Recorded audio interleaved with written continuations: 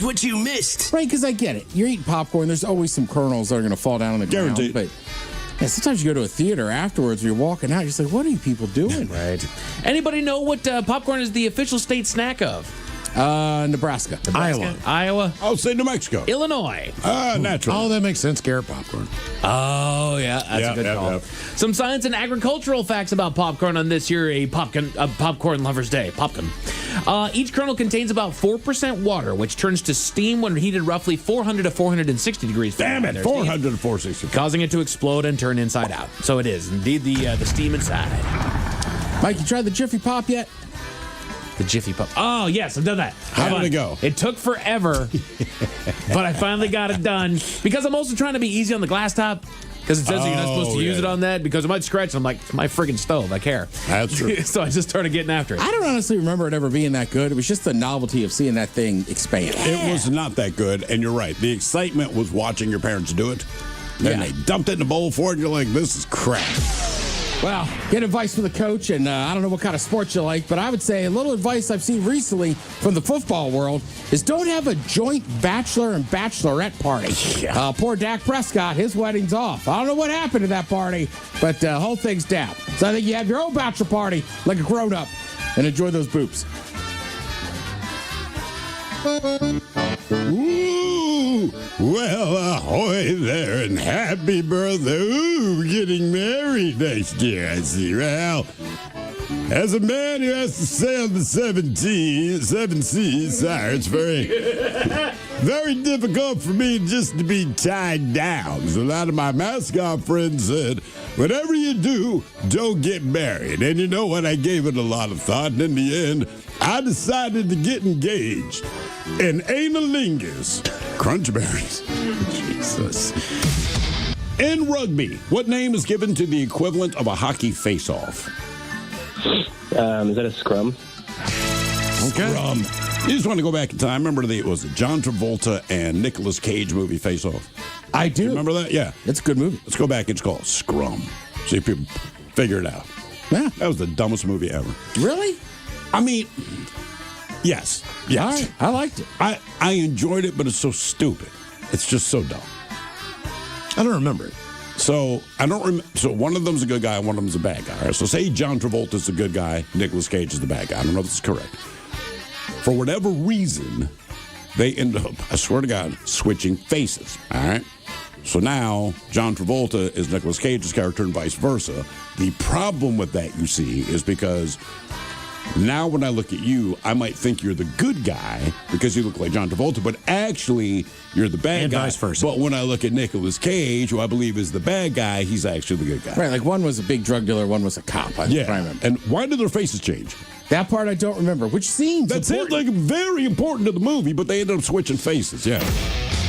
How many states were there when George Washington was inaugurated? 13. That's I'll say what I 11. thought. It was 11. There were 11 right. states, right? So the 13 colonies to amend George. What's up, Mike? So all but two hadn't moved over at that point? Yeah, I mean, like you just wanted independence, and George Washington's not president. It's like of 11 states, and the other two jumped on. What was the last of the 13 states to? The last of the 13. Delaware was the first because they put it on their license plate. I'm going to guess Georgia. Rhode Island was the last of the 13 original Really? colonies. they held out. You think anyone even cared? I mean, just saying, like, we're holding out. Yeah, okay, Rhode Island, keep it down, buddy. But that song is very much about, like, not turning the other cheek and standing up for who you are. And it can be extremely terrifying to be put in a situation like this. But at the end of the day, you have got to have enough inside of yourself. I know that it can be terrifying to be put in a situation like that. And again, like I said, you want to de-escalate it if you can. But I know it might be something that's really frightening, but you got to stand up for yourself. Are you going to do bully? Yeah. That makes total sense why we would do it. How about cherry pie? You know what? Because this is actually occurring now and we're bringing cherry pie into the conversation, you may get cherry pie from me and Zach. Just as long as it's not when the children cry. Or what do you want to hear, Ted? Rocky Top? Rocky Top. That is still going for Rocky Top. Yeah, I know the main couple of lines of Rocky Top. I probably know When the Children Cry more than Rocky Top. Well, good news, dude. I'm taking lessons on my ukulele, so next time I see you, I'll just play it. Dude, bring it on. Let's go. Oh, you must have missed the part where he said ukulele. Yeah. Yeah. Doing a lot of Tiny Tim covers. It's okay. The ukulele is a fine instrument. Are you just saying that because Ted's standing there? And what would you say if Ted couldn't hear us? That's the dumbest instrument. I would say He's that taking I've lessons. only seen one person play the ukulele and make it cool, and that's Tyler from 21 Pilots. Yeah. Oh, yeah. I mean, Well, we're basically the same dude. What is Canis lupus familiaris? That sounds like something that's on like a dollar bill or something like that. Or a Harry Potter spell? Canis lupus familiaris. You have interacted with this before. Mm-hmm. Might even have one. Is it an animal? It is an Yeah. animal. There you go. It is. Okay. I'm gonna say can I say like an insect, or does it have to be a type of an animal? It is It's a an mammal. animal. It's You a mammal. know it very well. And say the word again to him through. Canis lupus familiaris. Familiar. It's a familiar I'm just animal. gonna say iguana. Iguana. So close. A domestic dog. Yes. Canis. Okay. Canine. Yeah. Familiaris. We know it. Looking at mine right now. Now you know what it is. You're looking at your Canis lupus familiaris. All right. All I right. am she's lazy. And your question, in what state would you find Fort Hood? I know. Fort Hood. It is not in Oregon. I know that. It is not in Oregon. That's a mountain. It's in a very big state. It mess with it. is- Don't mess with 'em. Can I say Virginia? You can. It'd be Yeah, wrong. not wrong. He sure asks permission a lot. And I appreciate that. That's what It's it's Texas, right? It is Texas, yeah. My wife beats me. I'm sorry. Jeez. I'm just kidding. Well, mine does I'm too, just but I don't ask kidding. permission near as much as you. What kind of snake appeared above the "Don't Tread on Me" motto? Oh, Jesus, rattlesnake. Got it. That's it. There you go. Yes, indeed. The rattlesnake. That's just good advice. What's that? Oh, Don't step on rattlesnakes. Actually, that was an anti-littering campaign. Don't tread on me. I thought it went back to like the 1700s or 1800s. Now I got to check this. There's some major slogan everyone uses, like the way you say it, man, don't tread on me. And when you find out its history, like, yeah, it was an anti-littering campaign, but you know. What do you got there, Mike? Let's see here. The Gadsden flag was designed in 1775 by not an Christopher anti-littering. Gadsden during the American Revolution to represent vigilance, liberty, and unity against British oppression. And not littering.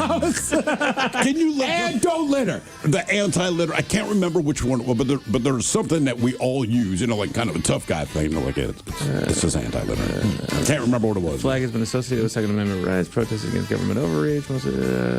Nothing about littering there, boss. Nah. Game is Big Dummy. 206-803-ROCK. Hello, Craig. Welcome to the men's room. Yola. Hola. Dude, you're talking about don't mess with Texas. Don't mess with Texas. Yes, that is the one. Thank you so much, Dad. Well, I looked it up. I'm like, it's got to be one. I was like, don't mess with Texas. Texas, yeah. Right, because they say it very toughly, but it's like, no, seriously, don't litter. Don't litter. And now, the men's room legacy continues. Unfortunately, what you're about to hear is real.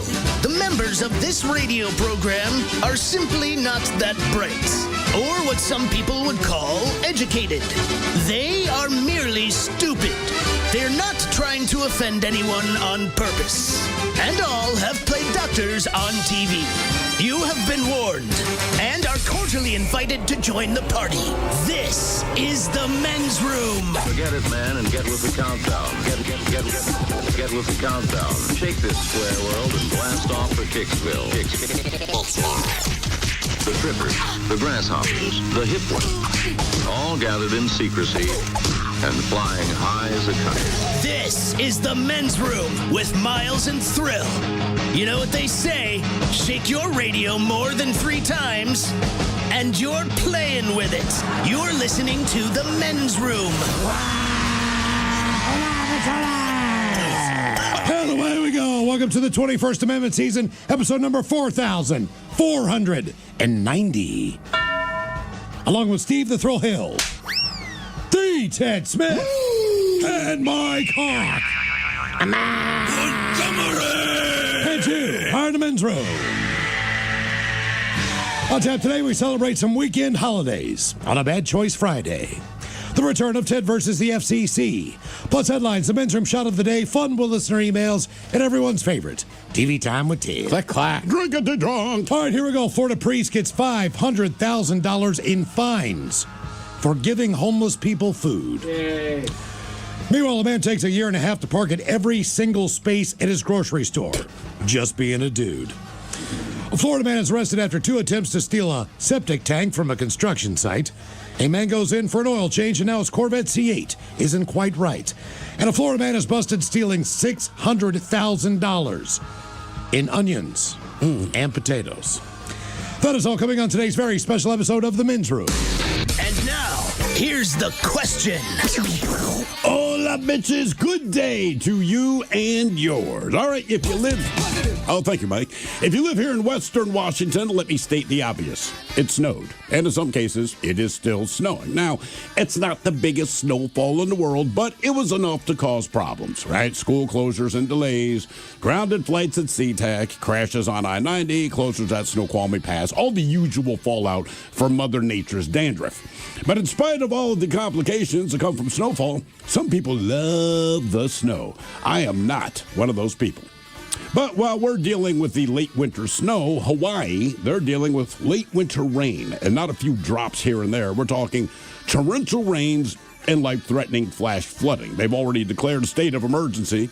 And in addition to heavy rains, they're expecting 80-mile-per-hour wind gusts and heavy snow on some of the highest summits. And then down the road in Phoenix, they're not worried about snow or rain. It's already in the 90s, and next week they'll be hitting 100 degrees for a few days straight. That's about 2 months ahead of the Phoenix schedule. Now, if you like snow and rain and heat, consider moving to Washington, D.C. In an 18-hour period, our nation's capital had record heat, thunderstorms, then snow, and now sunshine. Put it this way. On Wednesday, it was 86 degrees. The next day, on Thursday, it was 33 degrees, and they got 2 inches of snow. So whatever season you like, apparently D.C. is the place to live right now.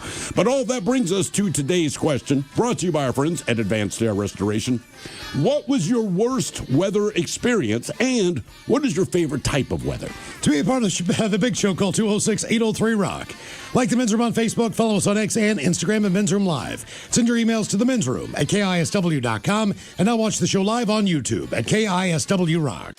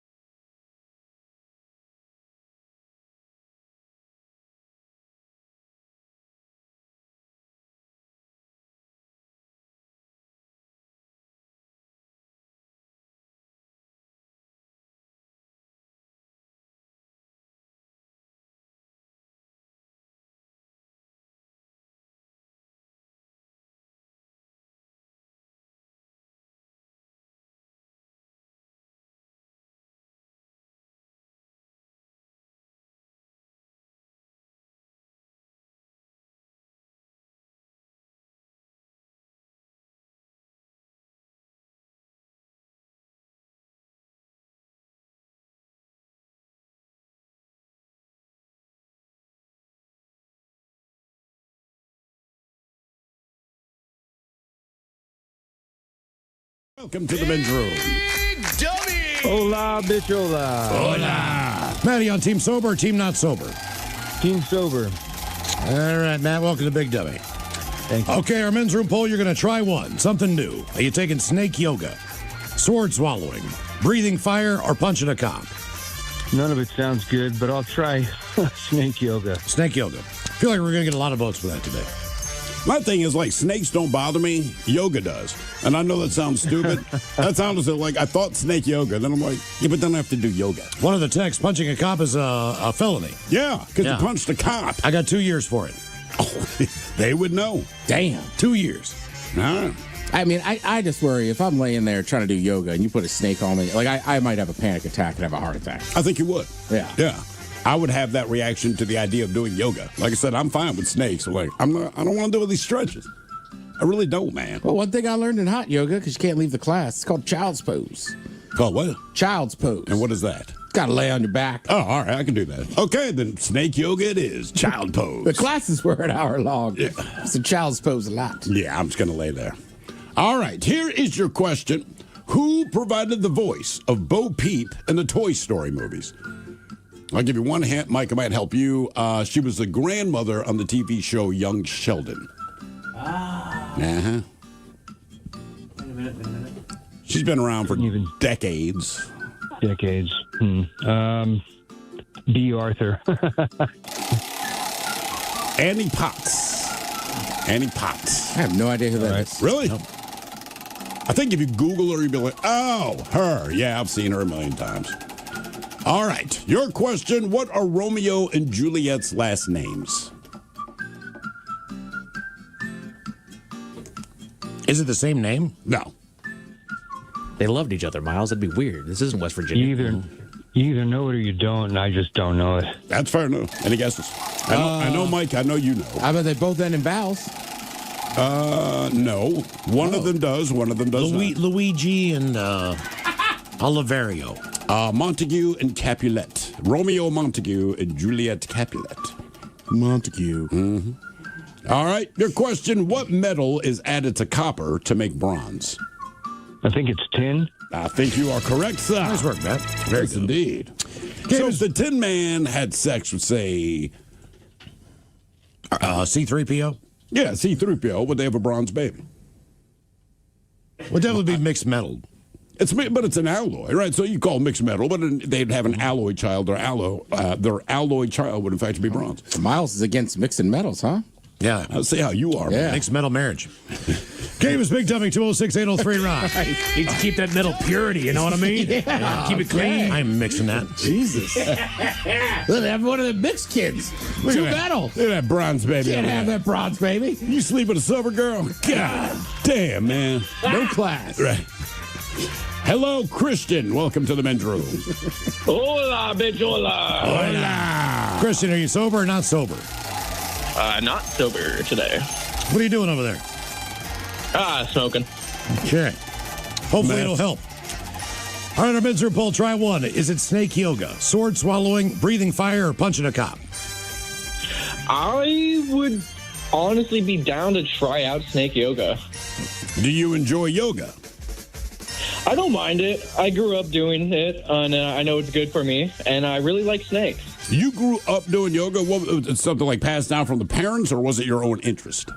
Oh, no, my best friend's family, the mother, she owned a yoga studio for a bit. So she would make us as kids go and do it, and then led to us doing it at home and blah, blah, blah. All right, well, if you're into yoga and you like snakes, then yes, I would say snake yoga. You still do it every once in a while? Yeah, I do. Occasionally I'll put on a video on the television, do it after a workout. Okay. Wait, you'll work out and then do yoga? Yeah, because it's like a form of stretching. Okay. All right. Just saying. All right. Here is your question. During World War II, what drug was given to Nazi soldiers and pilots to carry out the Blitzkrieg? Ooh. I feel like I've heard this at some point, but I don't know. So I'll just go. Was it cocaine? Ooh, methamphetamine? Methamphetamine. Correct. They got it dead on third. That's where all the Nazis are. All right, speaking of the Blitzkrieg, what does the word Blitzkrieg translate to in English?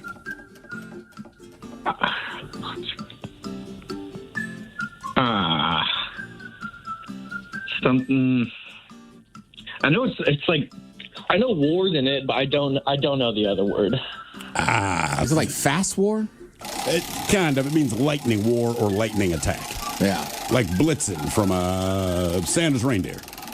He's lightning. Dunder. Was it? Shut up. One of them's thunder. Which one is thunder? Donder. Donder. Right. Donder's thunder. Donder and Blitzen. There you go. Donner?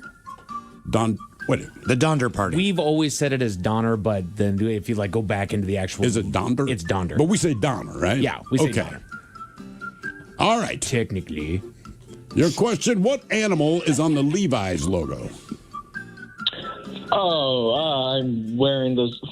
Am I wearing? Oh no, I'm not. Damn it. Is it a horse? It is. It is a horse. Oh, yeah. Very good. Game is Big Dummy 206-803 round. Big Dummy! Hello, Tom. Welcome to the men's room. Hola, gentlemen. Hola. Tom, team sober? Yeah, team sober. Okay. All right, you get to try one here, Tom. You taking snake yoga, sword swallowing, trying to breathe fire, or punching a cop? I think snake yoga. All right. Which one of those things is less appealing to you, yoga or snakes? Snake. Okay. Oh, yeah. It would be a very weird vibe, though, in Portland. Portland's already got some characters. They do. I think snake yoga would bring out the cream of the crop, so to speak. I think it'd be exactly who you would expect to see in snake yoga. Be just like an episode of Portlandia.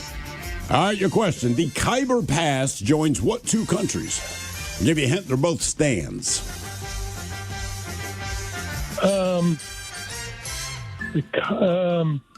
I don't know, Afghanistan and Turkmenistan. I'll say Afghanistan and Pakistan. Afghanistan and Pakistan. All right, multiple choice. Lady Gaga, Cher, Queen Latifah, or Charlie XCX? Who was born Dana Owens? Lady Gaga. Now she was like Stephanie something, yeah. It's not Cher. Not Cher. It's the last one. It's not Charlie XCX. It's in fact Queen Latifah. Oh. Yeah. All right, according to legend, what liquid does Cupid use to wet his arrows? Semen. Milk. I don't know. Milk. Blood? Blood. Yeah. That's not creepy. You know, I kind of thought the same thing, because Cupid's always like this cute little kid. It's all about love. Like, I'm sharpening my arrows with blood. All right. The Gregorian, Roman, Julian, or Florentine. What is the name of the calendar that we use today? I think it's a Gregorian today. You are correct, sir. Yeah, Tom. Very good. Yes, indeed. Game is Big W 206-803 rock. You see photos from the snake yoga? I have not. No. It's ridiculous. Why? I mean, is it just yoga with snakes? Yeah, but I mean, like, what happens when the snake, like, bites somebody? Well, typically it'll bite then wrap if it's a boa or a python. That one's wrapped around this lady's neck. Do you tap out at that point? You know what she's into. I don't know. It just seems insane to me. Whatever. There's one crawling on a woman's face. Yeah, you're not wrong. Yeah. You got a guy with a man bun. He loves the snakes. Of course he has a man bun. And just, if you're in there with like goats or kittens, like, oh, cute, fuzzy, I feel calmer. There's a snake just slithering around the floor, like, snake. Well, they're typically going to go to your body because you're warm. Yes. And it's a constrictor. I'd feel better with biting snakes. Not venomous. But if it bites you and there's no venom, then it's just ouch. But like for sick kids, and sometimes in colleges, right? Because college students get stressed out. Mike's right. They bring in dogs. Right. And it's like, you get to pet the dog. Chill out. Like, I just don't understand the thing with the snake. Like, it's just dangerous. Well, not with yoga. If part of the point, in addition to stretching, is to mentally relax yourself. Maybe I would take snake yoga. If she is there, I would do it. Yep. Let's look at that picture. Hello, Corey. Welcome to the men's room. Hola! Hola. Corey, sober, not sober? Team Kentucky Bourbon. Oh, good for you. What styling? What are you doing? Old Granddad? Old Forester? The Blantons, I think it's Oh, Blanton's, well, all right. excuse me. All right, men's room poll. Try one. Snake yoga, sword swallowing, breathing fire, or punching a cop? I guess I think I'm going to try to throw some fire. Breathing fire. All right. Okay. That might be the one I pick. I'm definitely doing the snake yoga. Doing the snake yoga? Yes. Why? Hey, the snakes don't bother me. Okay. Yoga bothers me more than snakes. That's what I'm saying. Having to wear Lululemon, that bothers me. Yeah, I hate the idea of doing yoga. That just seems like a waste of my time. Snakes probably be the only interesting thing about doing yoga to me. But I'm definitely going for the fire breathing. Because, look, if nothing else, if I go to the bar and it's like, look, man, I can breathe fire. Go outside, might make a few bucks. Same with the sword swallowing. I'm not saying it's not dangerous. Snake yoga, all I can say is, I did yoga today with snakes. Like, there's nothing about that. People just look at you like, cool, dumbass. Sweet dude. Yeah, all right. Were you drunk? All right, your question. Like, who got you into this? I know. Did you lose a bet? What is the more common name for the Eternity Diamond or the Diamond Line bracelet? Damn, Ted. Yeah. Ted got it. Ted knows his jewelry. I do. Yeah, I got no clue. Spin the wheel. All right. It's a tennis. 99.9 KISW. Over Charles, and away we go. Welcome to the 21st Amendment season, episode number 4490. What a large and charge program we have for you today. Guaranteed future repeat on this oh-so-positive Friday. Yes. Exciting return of Ted versus the FCC. We give try number 3 today, Ted, to Cooter Cook, who cooks with his country crock and stock in his crock pot while wearing Crocs. Good old Cooter Cook is back. Cooter. Legend. For the third and final Legend. attempt on Ted versus the FCC. Kind of a little stumble last week. I don't believe, Ted, you've won this year yet. I have not. Which is pretty amazing. I have not. Pretty impressive stuff there. But Ted versus the FCC coming up at 4:30. My sports teams are doing great. I am not. Yeah, but think how much money we have saved this company. Hey, look, by dumping your cousin. If I have to sacrifice my own personal record for the Seahawks or Arsenal, I'm fine with it. Right. Okay. Last week was a 2-dumper. Yeah, You couldn't even get through the first read correct, and then we a had true to, double flush production. We had to give it another was. shot. Yes. Of course, we'll drink and toast the weekend. There's Bad Choice Friday time. Today, we celebrate some weekend holidays on a Bad Choice Friday. So, as you know, today is Friday the 13th. Exactly. Is that the right one? Is that Friday the 13th? Or is that Halloween? Crap. I've never seen either of them. You haven't seen either? Nah. Ted, come on. Look, they're not even scary, man. Maybe as an adult I can handle it. Listen, they're not scary. All you need to know is 9 times out of 10 before, well, especially Jason, all right, you're probably going to see boobs. Oh. That person will be killed, but there's a lot of boobs. Within in the those first 5 movies. minutes. Every day's better with some boobs. It is. They have a formula. So So do I. Some facts about Friday the 13th, why this day came to pass. Uh-huh. They say it's not clear where the superstition originates. Some believe it stems from biblical The Last Supper, during which the unlucky 13th guest, Judas, betrayed Jesus. All right. Okay? Another. How was he the unlucky guess?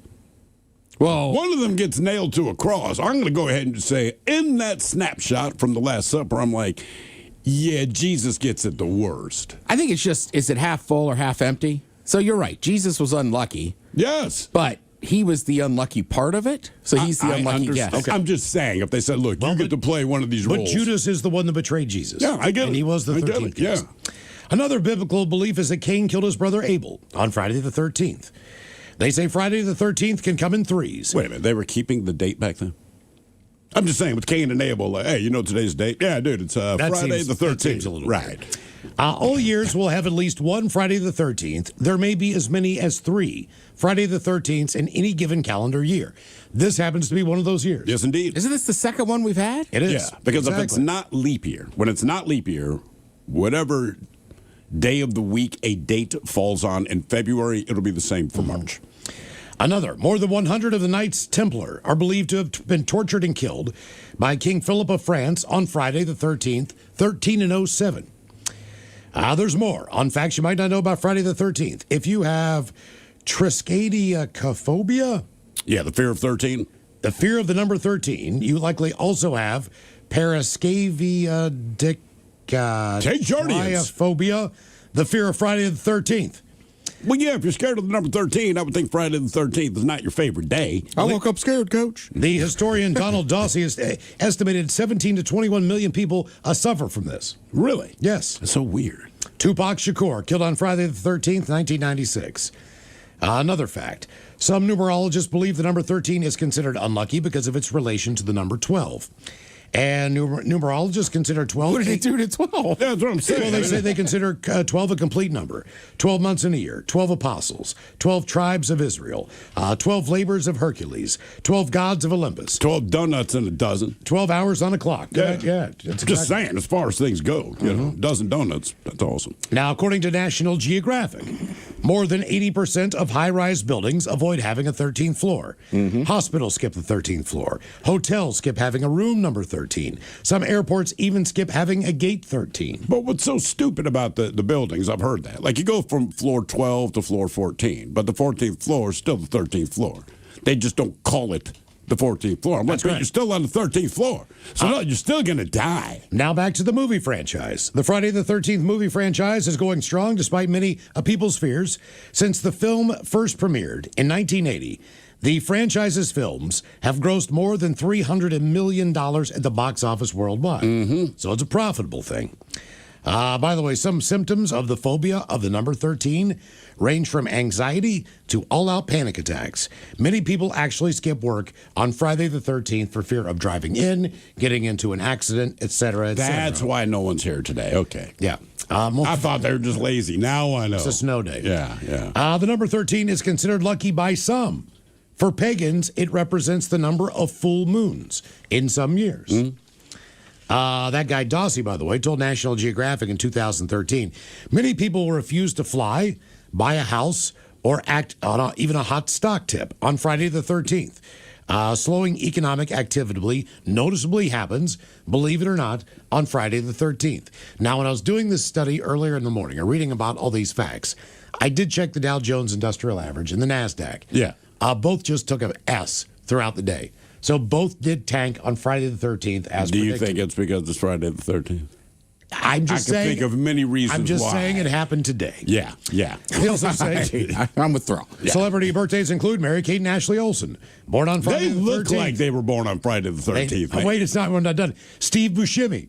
He looks like he was born on Friday the 13th. Then you do have Julia Louis-Dreyfus and Kate Walsh. But yeah. And those there's are different- statistics on Friday the 13th you might not know. And there's different unlucky numbers in different cultures. I want to say in Italy it's 17. Right, and if you go to Vegas, if you stay in a nice place, you'll notice they don't have 40th floors. Why not? Because 4 is bad luck in the Asian culture. All right. Okay. Do they have a 4th floor? They might have a 4th. I just know at the Encore, I was like, I can't believe I'm on the 6th. She's like, you're actually on the 50th floor. We have no 40th floor, technically, because we have so many Asian clients. Interesting. Okay. But you're still on the 40th floor. Yes. Hey, dude, I know. I'm just saying that's just so weird to me. Like, well, okay. So representing Friday the 13th on a Bad Choice Friday, that would be the one and only Stevie Wonder. Very superstitious. Writings on the wall.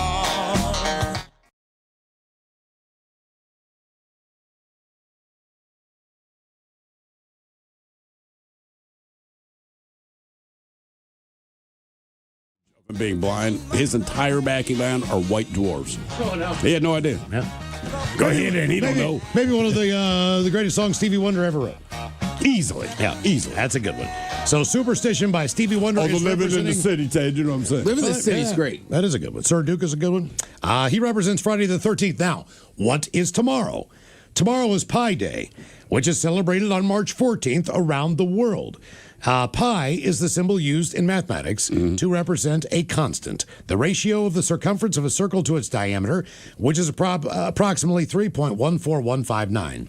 Pi Day is an annual opportunity for math enthusiasts to recite the infinite digits of pi, talk to their friends about you math. mean nerds, right? Sorry. And also eat pie.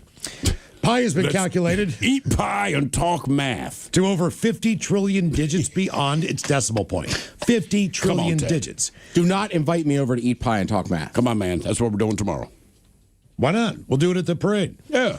As an irrational and transcendental number, it will continue infinitely, without repetition or pattern. Now, while only a handful of digits are needed for typical calculations, Pi's infinite nature makes it a fun challenge to memorize and to calculate more and more of the digits. Now, the history of Pi Day started in 1988. It is the earliest known official or large-scale celebration organized by Larry Shaw at the San Francisco Exploratorium, where Shaw worked as a physicist with staff and public marching around one of his circular spaces. Then they all consume fruit pies. The celebration continues to hold Pi Day celebrations. Now, on March 12, 2009, the U.S. House of Representatives passed a non-binding resolution recognizing March 14th as National Pi Day. And we said they're not doing anything. Yeah. Now, here's how you observe National Pi Day. It includes eating pie, throwing pies, and discussing the significance of the number. Many pizza and pie restaurants offer discounts, deals, and free products on Pi Day. Yes, pizza pies do it as well. Okay, there's something. Also, some schools hold competitions as to which students can recall pi to the highest number of decimal places. My niece won this thing. She went, 100? She went over 100, 150. God. Princeton, New Jersey, they host numerous events in a combined celebration of Pi Day and Albert Einstein's birthday, which is also March 14th. Einstein lived in Princeton for more than 20 years while working at the Institute for Advanced Study. In addition to pie eating and recitation contests, there's an annual Einstein look-alike contest at Princeton tomorrow in honor of Pi Day. If you're not Einstein, do you want to look like Einstein? You know what I mean? I don't know. Stephen Hawking, right? No one's going to discredit the man's brain, but if they said, we can make you look like him, like, hard pass, man. That's right. So representing Pi Day on a Bad Choice Friday, that would be Warren.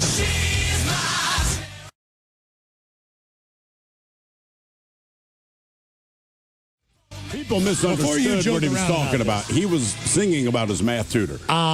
Stevie Wonder's Superstition. Yeah. One of maybe the greatest songs written. Sure. In our lifetime, or before our lifetime. Cherry Pie. Probably one of the cheesiest, poppiest pieces of crap ever put out, but a guilty pleasure. Even the guys in Warrant hated this song. Yeah.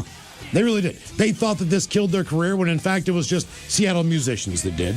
I was going to say, but if you don't like the song and you're in a band, like, no one knows you have a song until you present it publicly. So, like, if they didn't like the song, you did not have to record it. You did not have to put it on the album. So as much as they bitch about it, I'm like, why did you record it? What was the late singers? Was it Janie Lane? Janie Lane, yeah. That was the guy's name? Okay. Did he die? I'm pretty sure he passed on. Really? Yeah, after he wrote this song, he said it's over. I can't do any better than this. No, he was troubled for years. Yeah. Like drugs and all that kind of thing? Or? Yeah, because he was on one of those VH1 shows about addiction and this and that, and then, yeah, I think he ended up passing away. Okay. Well, now I can't make fun of him. So Warren Cherry Pie representing Pi Day, Stevie Wonder Superstition representing today and Friday the 13th. Those are your choices on a Bad Choice Friday. Vote now if you follow us on X at Men's Room Live. Positive. Yes, there we go. I actually think the voting on this one is going to be tighter than you think. I agree. You don't think so, Mike? Look, Superstition is a fantastic song. And I think that's where people go. But Cherry Pie, to Miles' point, it's just, look, I don't even like the song, but you can't help but bop your head up and down. It is stupid, it's cheesy, but it's super catchy. Do you want to bet the gentleman's dollar on this one? Ooh, you know what? I will bet the gentleman's dollar. I'll take that. One. I will take Superstition. You're taking it for who? For Superstition. Oh, well, look, I'm taking Cherry Pie. Taking Cherry Pie? I absolutely think Warren's going to win this. Anytime that comes on in the office, I get up and turn it up. But that's you. That's you. That's me. You know what? Hey, that's me. Miles is right. Go be a close Hit that thing again. Hit that thing again? Yeah. Hell yeah.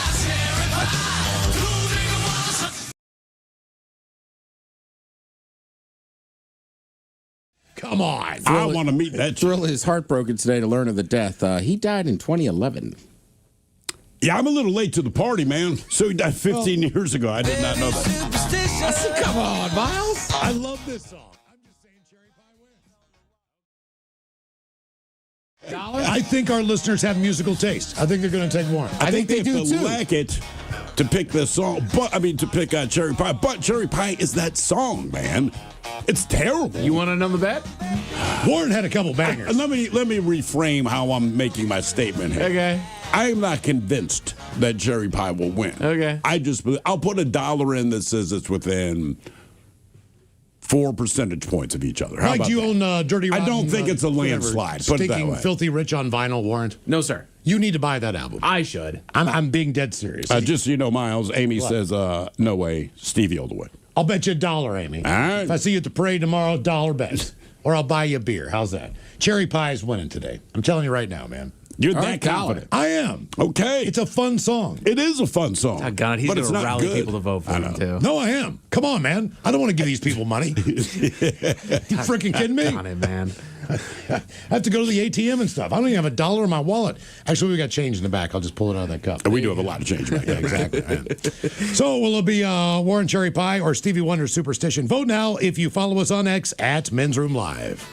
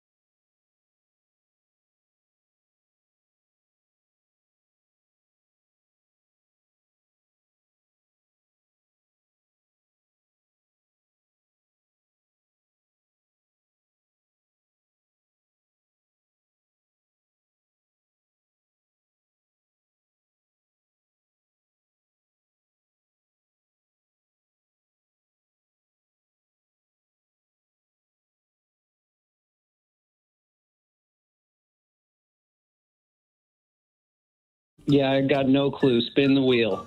All right. It's a tennis bracelet. Do you know why it's called a tennis bracelet? Yeah, sure. Made famous by Andre Agassi, who loved diamond. I So have close. no idea. Believe it or not. So 1978, Chris Everett, right? Female tennis player. She's playing tennis. I believe her husband had bought her, at that time, a diamond line bracelet, as they called it. All right. It came off during the tournament, but she's still playing. They stopped the tournament so that they could find her bracelet. Oh. And when it hit the news, they did a press conference, and she just called it her tennis bracelet, and it freaking stuck. Huh. That was it. Yeah. Chris Everett.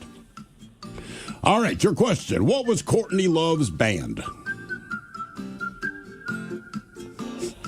Courtney Love's band. Mm-hmm. I have no idea. One word. Mm-hmm. Shia LaBeouf's a big fan. Is Courtney a boy or girl? Courtney Love is a girl. She was married to Kurt Cobain back in the day. And he wrote a song about her called Heart-Shaped Box, and it's close to that. He actually did. That's honest to God truth. I want to say in the world of riddles, it is the only thing that gets bigger the more you take away. Okay. I believe that's how they say it. Yeah, go ahead and spin the wheel. Yeah. Hole. The name of the band was Hole. I think they might reunite. Who's asking for that? Nobody. But she made the announcement that they might get together, and I thought the same thing you did. Right? Who asked for a McRib? Nobody. But people do. They do. Every year. Well, people ask for Hole. Do they? I think saw you that. misunderstand what they mean. Courtney, we didn't mean the band. All right. Your question. According to the International System of Units, how many units of measurement are there? 5, 6, 7, or 8? That's right, the International System of Units.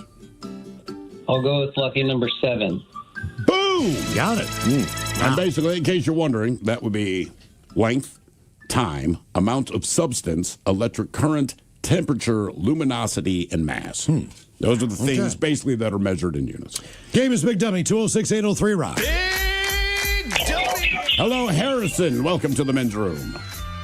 Liquor and whores. Liquor and whores. Harrison, sober or not sober? Sober, I'm at work. All right. The enthusiasm. Mm-hmm. Okay, Harrison, what are you going to try? Snake yoga, sword swallowing, breathing fire, or punching a cop? Breathing fire. Another Breathing fire fire. breather. Right there with you. What do you do for work? I'm a welder fabricator. I build ships. So you deal with fire all the time?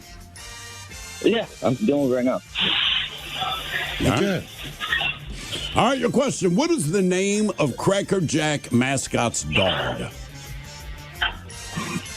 Cracker Jack, I'm sorry, Sailor Jack is the name of the dude standing there in the Cracker Jack. Then he has a little dog. Like, so what's the dog's name?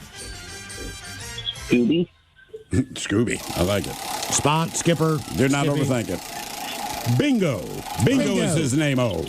And Bingo was his name. James Hetfield says Bingo was his name. All right. Your question, what phrase appears... You can't even get that song. And Bingo was his name. What phrase appears on the ribbon in the eagle's beak on a $1 bill? E pluribus unum. Boom. Nice job. One and done. Oh, that was two. That was two. Wasn't it? That was two. I hope it was. Oops. Game is Big Dummy 206-803 round. Big Dummy! Hello, Josh. Welcome to the men's room. See or no, bitches. Hola. Josh, you sober or not sober? Sober. All right, Josh, welcome to Big Dummy. Our men's room poll, you're going to try one. Are you going to do the snake yoga, sword swallowing, breathing fire, or punching a cop? Well, this is for fun, so we're punching cops. The punch cop. All right. Technically, Ted, when your buddy punched the police horse, That's a cop. that's a cop. It is, yeah. Yeah, dog, the horse, anything associated with the cop. Yep. Also has his name tattooed across his back like a jersey. Who does? The guy that was on the cover of Washington Post trying to punch a police horse. Oh, I thought you said the police horse did. I'm like, damn. Nah, and horse talk, that's just a brand. Strong point. All right, your question. What is the more common name for a sound reflection? Oh, you broke up there. One more time. What is the more common name for a sound reflection? The more common name for sound reflex. Sound reflection. Sound reflection. Reflection? Sound reflection? Correct. Reflection. Yes. When the same thing comes back. Yeah. Like looking in the mirror. Like looking in a mirror. Echo. One and done. Man, what a big vagina. Man, what a big vagina. Hang on before we let you go. Let's see. A 50-50 question for you. True or false? There are no living creatures with only one ear. Wait, so I have to answer saying C or no? Correct. True or false? And what was the question? There are no living creatures with only one ear. Oh, no. False. There is one. There is one. The praying mantis that has only one ear. Okay. All right. More Big Dummy coming up. 206-803 Rock. Tell you where to be, where to go, what to do in your life. Do you have like 4 or 5 of those people? 400 or 500. Yeah. I bet that would be a little tiring. But no, here's the thing. Let's just get down to the nitty gritty. You guys are the only thing that matter right now. So let's just get back to you all. Don't worry about me. I'm here for you all. What can I do for you? What would you guys like to talk about? How is your day going? That's what I want to know. Actually, it's not bad. Not a bad day so far. It's very cold. Yeah. I was going to say, has anybody ever called you and asked you legitimately, how are you doing today? Are you having a nice afternoon? Not legitimately. I'll tell you. I mean, they say hey, how are you? But I say that to complete strangers, and the truth is, I don't mean it, and I don't want to know. I spent $800 to get my car repaired this morning. Steve's dog blew his ACL out, which will be thousands. Be her, and we're right around $6,000 That's how now. we're doing. So if you have any money you'd like to throw our way, that'd be great. I mean, let's ask ourselves a question real quick. How, and I love dogs, but how in the world is it more expensive to fix a dog's ACL than it is a human being's? I'm curious about this. That's the question that I had. And basically, the vet just gives you a look. Or is that just a random number you're throwing out? No. It's a hard number. We had to drop about $1,000 to get the X-ray to tell us what we already knew, which that her ACL was blown, and then that's like another $5,000. And I'm like, dude, she's got 4 legs. Surely she can get by in 3. But my wife insists that we spend the money. And you know what it is? Because dogs are cute. That's it. If there's an ugly dog, she's gone. But she's cute. Yep. Hey, All Brent. dogs have a cuteness factor in them. But here's my question. All right. Well, I know it's subjective. So is art, by the way. But my curiosity would be this. It is a dog, and what do dogs love to do? I mean, most dogs love to just take off and run. So with a operation like this for a dog, I'm curious to say, how are you going to keep them off their leg for, what are you going to have to do, at least 6 weeks? What they do is they can take off.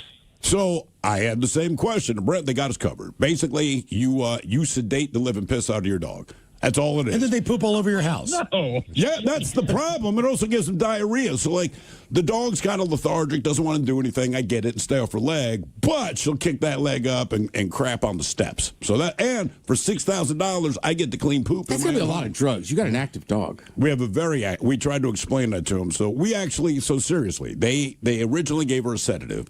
And the sedative, this should calm her down. It did nothing. We called the vet and they're like, did "Hey, nothing, yeah. It did nothing. So we had to give her 2 sedatives instead of 1, because she's just that hyper. And it So real kind of quick, worked. Just real quick, I will say this. Now, I don't want anybody that's listening to this to be like, no, he's not a doctor. He's not a veterinarian. He shouldn't be saying anything about that. And they're absolutely right. I'm not. But what I've had experience with is I know a lot of people that have dogs, and when they have something where, like, they need to kind of be immobile, there is this thing with dogs with sedatives. Like, sometimes they work, sometimes they don't work. But the one thing that I have found that works, and obviously check with the veterinarian before anything, but what I have been told by friends of mine, that Benadryl actually works wonders and does sedate them, and it's better than an opioid. I've heard I was that. gonna say, veterinarian about that. I thought you were going to go weed gummies. Or beer. Beer sedates them too. No. And look, you're not a veterinarian, but I've heard veterinarians do karaoke. They have no business singing, so I think it's fair. That's right. Hey, I have no business singing karaoke, to be honest. yes, you with do. Oh, yes, you do. You should actually sneak should in do it all the time. and do Yeah. some Shinedown songs and see if anybody notices. Just wear like a disguise. I maybe could do that, but I'm not walking up there trying to perform cherry pie. I would butcher that probably. No, you It wouldn't. would be kind of fun though if a drunk guy was like, "Yeah, you almost sound like that guy. Keep trying." So son." close. Man, almost. Now, what I would do though is I would totally just for fun. If I was at a karaoke place, I always I did this back in the day, but I would. KISW HD1 Seattle. Always live on the free Odyssey app. Text the guys at 206-803-ROCK from the Pinky's Plumbing Studio. You're in the men's room. Hopefully you can join us tomorrow, Stanwood's shortest St. Patty's Day Parade. Yeah. Festivities get underway at 10 a.m. Get there, get your drink on, maybe get some food in you.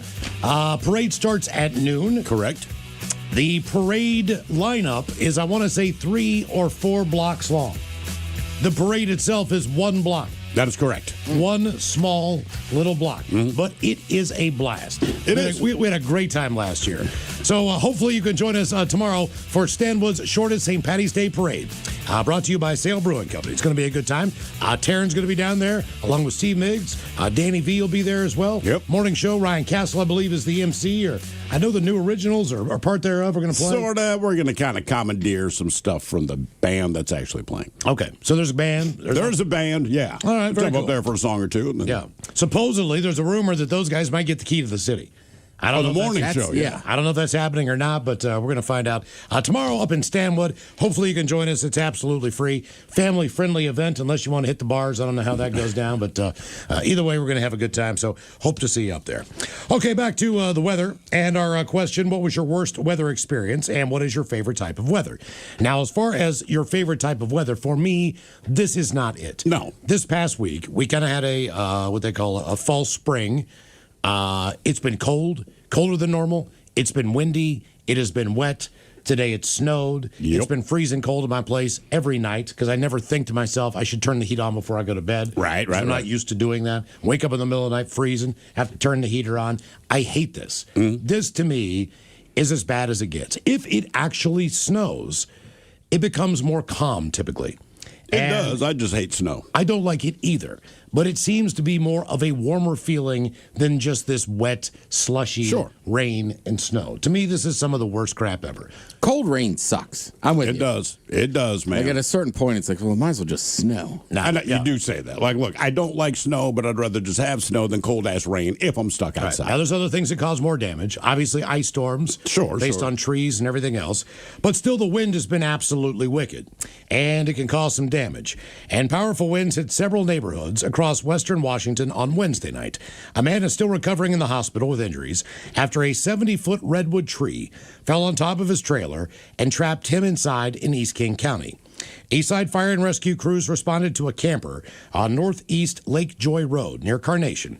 They were battling down trees to get there and down power lines that blocked several routes to try to get to this guy. Yeah. According to the agency, it took crews nearly 2 hours to safely lift and remove the tree before the man was then transported to Harborview Medical Center. So he's in there for 2 hours, just waiting for them to figure out how to get this damn thing off of his house. We didn't want to lift one end and cause injury to the other. It was just a very, very complex issue that needed to be handled very, very delicately. That's according to the Eastside Fire and Rescue. Neighbors told Como News they heard a loud crack. They knew it was that decades-old tree. You know the tree that's going to come down. Typically on your property, you know the tree that's going to come down if a tree is going to come down. Leslie Nagel, who lives nearby, said most neighbors knew about the dangers that their tree-covered neighborhood faces and stay inside during bad windstorms, which, to me, I mean, tree's going to fall where tree's going to fall. But you can also guess. Trust me when I tell you, we have the receipt. We know where it's going to fall. We know how it's going to fall. It is, I would say, the brain trust of the city that does not understand some of these things. Yeah, and that doesn't count when there's dry spells and the possibility of fires. Just pray for the people around here because this is a different kind of area to live in. It's beautiful, but it's treacherous too. Eastside Fire and Rescue was also called to a tree that had fallen on a home in Sammamish and to a brush fire near Issaquah that was started by down power lines and an energy transformer. If you can get your trees limbed up, or you can take a look at what's unhealthy around you, get them taken care of before the storms because we want to prevent any of this as soon as we can. Yeah. Most people do. The man who was trapped for hours has not been identified, but a Harborview Medical Center spokesman told Como News he is now in satisfactory condition. Nagel said she and her other neighbors are grateful he was rescued alive, and they're rallying around him, hoping for a safe recovery, obviously. So there you go. I guess you didn't give enough warning on your tree that was leaning over your house. Just 4 years. Just 4 years of warning. And we just said, look, dude, the tree is going to fall over. Like, the thing's growing at like a 30-degree angle, and it's about a 70-foot tall tree. It's in sandy soil. We're like, look, dude, it's going to fall, but just the way the city operates, and I won't go through the whole thing, but they will only listen to the arborists that are on their payroll, and they basically send these arborists out to say, no, the tree is fine. That's what they said. We hired independent arborists, and all of them were like, yeah, it's going to fall. Of course it's going to fall. We're like, right. But the city won't listen to you. And they're like, we don't. I wonder if the city of Seattle is different than, other parts of King County. I would hope so. I would really hope so. We have a friend, actually, we're talking today. We have some friends who live reasonably close to us, and they have some monster-ass trees on their property between them and their neighbors. And one of them just went through a very long legal process. The city still won't let them take them down because the city wants you to die in your house. They won't let them take them down, but they have all this documentation. It costs them thousands of dollars. So that if the trees fall and don't land on their home but land on someone else's, somehow they kind of get out of it. All right. And also, there's an elementary school behind them.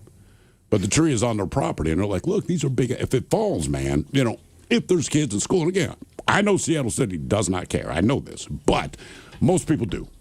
Most people do. Most people are decent people, and they don't want a freaking tree to fall on an elementary school. But the city's still like, nah, can't take it down. Well, when you deal with extremes in any kind of situation, then you're going to get those extreme outcomes. That's the way it is. If you're really far-leaning right, you're far-leaning right. If you're far-leaning left, you're far-leaning. This is too far left. And it's going to fall. This is way too progressive. The tree's going to fall on somebody. Like, stop. Right. Go hug the damn thing and then cut it down. Get your picture with it, whatever. Grab a pine cone. Cry if you need to. Sure. Take the spotted out of the damn thing. I got a bunch of pine cones. Cut the freaking tree down. If it's going to hurt people, yes. Just let's use some logic every once in a while if we could. By the way, as far as the weather is concerned, a ground stop was issued for all flights arriving at Seattle International Airport this morning due to weather. Flights departing from SeaTac were not stopped, according to a spokesperson. But according to the FAA, the ground stop was issued for equipment outages at around 8:30 this morning. The ground stop alert was reissued due to ice and snow. Yeah. So there we go. So our question, what was your worst weather experience? And what is your favorite type of weather? 206-803-ROCK. Also, if you can hear my voice, don't forget this. Me and Mike were talking about it. Get the snow off the roof of your car. No kidding. And then if you're driving, like, look, I can see a car out there right now going up that hill. You got to scrape off your back window. Oh, yeah. We were behind a car today on 5, and it was like being in a blizzard if you were behind them. Yeah. They had maybe 3-4 inches, whatever, but they're going, 60 miles an hour, and it's all just blowing into our windshield. So we changed lanes and clear as day. Yeah, those 18-wheeler in Middle America that had a 6-foot snowdrift on top that turned into ice. Right. That got dislodged upon travel. It went into someone's windshield. It almost killed them. Damn. So, yeah, do that. That's what I'm saying. That's a thing. Exactly. Hello, Ray. Welcome to the men's room. Hola. Hola. So, Ray, what's your least favorite weather to deal with? My least favorite weather is hot weather. I was born in Seattle. I can't take it. All right, at what temperature does it become hot? Once it starts hitting 80s, I start to get angry. All right, and does that include humidity or even, like, for me, in my perfect world, it is 80 degrees every day, but zero humidity, which is a big ask. I know that. But to me, that is the perfect temperature. That doesn't bother me so much. Yeah, it's just hot. Hot weather just bothers me. So if you're going to go on vacation, let's just say you take a couple days off, and you're going to travel, will you go to a warm weather destination, or will you try to stay local? Oh, we actually go to Hawaii every year. So is that miserable? Yeah. Is that miserable for you?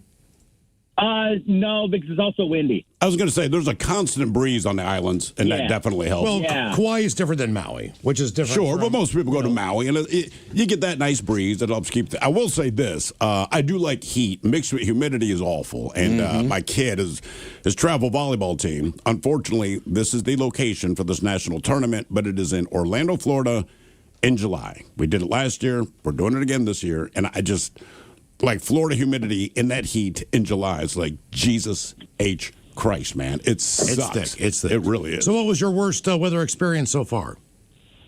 Worst weather experience, we were actually in Hawaii, Big Island. Went there for our 2-year wedding anniversary, and we're hit by a hurricane. A hurricane in the Pacific?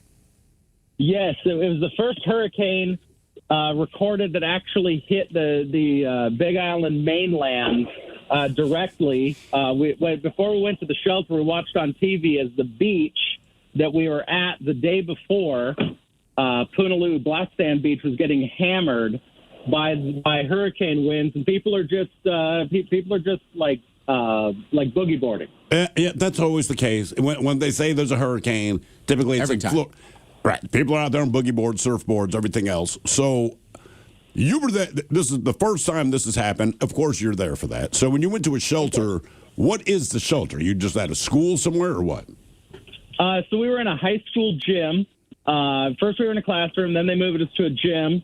That was at about noon, 1 or so. They started telling people about 7 o'clock. All of the Hawaiian families, the locals, started showing up and basically just having massive family gathering, basically family reunion. Like people coming in with those big plastic tubs full of rice. Someone brought in pork. Yeah, whatever you can put in get out of your refrigerator before you lose power and feed people. Now, do they share this with you? Or, is there a big social event at that point? Or is it, hey, man, you're not part of our family, get your own food? The shelter had food for us, and the families basically just kind of took up a section of the gym, and that was their territory. What did you sleep on? We slept on the blankets and pillows from the hotel we were at that let us take them with us. Okay. And how long are you stuck in the shelter? We got out probably about 7 in the morning. The winds had died down, and but it was the hurricane hit closer to directly close to 10 or 11. So you stayed there for 24 hours. You spent the night there. Yeah. Okay. And when you finally leave this gym and you're free to go back to your hotel and all that, or to the beach, is it noticeable the damage that the hurricane caused? Well, all of the buildings, everyone there's prepared for that, so they'll have boards and stuff over the windows. But it's almost like by the end of the day,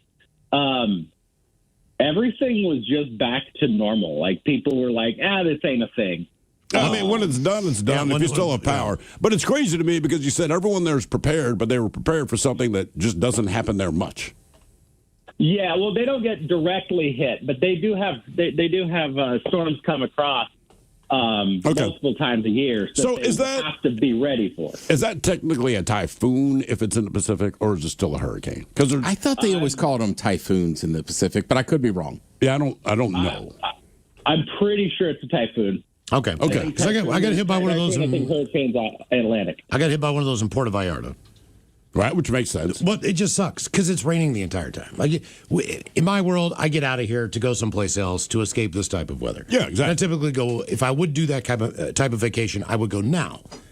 and I would save the Seattle summer for being here the majority of that time. I do not want to leave from the time that the weather starts getting nice here on July 5th until it starts to take a crap and, hopefully the end of September, early October. Yeah. Our summers are great. Yeah, to me, that's the time. Like last year, what do we have? Maybe 1 week in the 90s? And I try to explain because, never been to Seattle, thinking about coming out. What if we visit you then? I said, listen, guys, if you want to visit Seattle and just see it at its best and its most beautiful, and you can see the mountains and all that kind of thing, come in like August.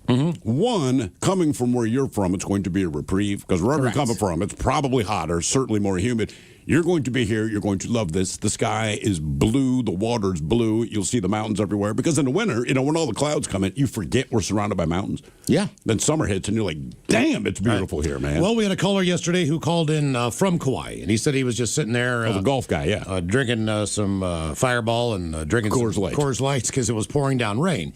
If you were to be in Hawaii right now, you picked the wrong time to go. Hawaii is under a state of emergency as a Kona storm is forecast to bring heavy Wayne. Wayne? Damn, did you say Wayne? Yeah, right in the middle of the sip, too.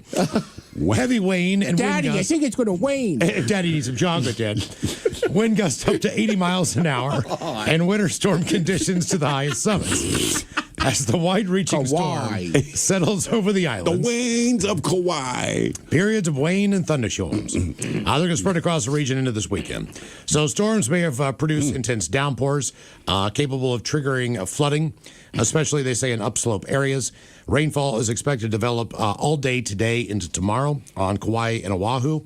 This deluge will persist for most of the Hawaiian Islands. Is it deluge or deluge? Is it deluge?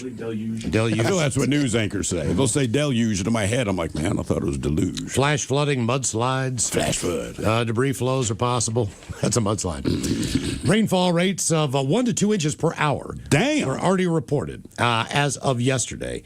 The entire island of Oahu remains under a flood watch through tomorrow. They say as of this morning, it has been 72 hours of rainfall. Some areas had recorded more than a foot of rain. One spot in Kauai alone picked up 13.13 inches of rain. Well, that's shack deep. Now, that doesn't count the wind and the gusts that are developing. Blustery conditions will persist through tomorrow. Gusts of on the shores to 50 up into the mountains of 80 miles an hour. Strongest winds are likely to cross the peaks. Gusts could exceed over 100 miles an hour. Whoa! Then colder air wrapping into the storm will bring winter-like conditions to the highest elevations. Cool. Damn. So it's 1 to 2 feet of snow on some of the summits. So our question, what was your worst weather experience, and what is your favorite type of weather? 206-803-ROCK. I just got to save the record. For me, it's fall. But your favorite? Especially like September. At your favorite time? Oh, hands down. Right? Because if you get, like I'm with Thrill, like in the summertime, ideally, right, here, for sure. You get like 80-degree day and then like 65 at night. Like if it's warm enough, and I'm a bit of a psycho, I go swimming a lot. But if it's warm enough, I can get in the water and then at night put on like a light little hoodie with my shorts. That's perfect. Yeah. Yeah, I mean, look, I don't think you can beat summers in Seattle. I don't. We really don't have the fall here that other parts of the country has, but and that's basically because of the evergreens as well. Sure. Because typically, if you go to the East Coast or you're in Tennessee or whatever, most of those are oaks, maples, those type of trees. So they do shed their leaves, and you do see the coloration on them.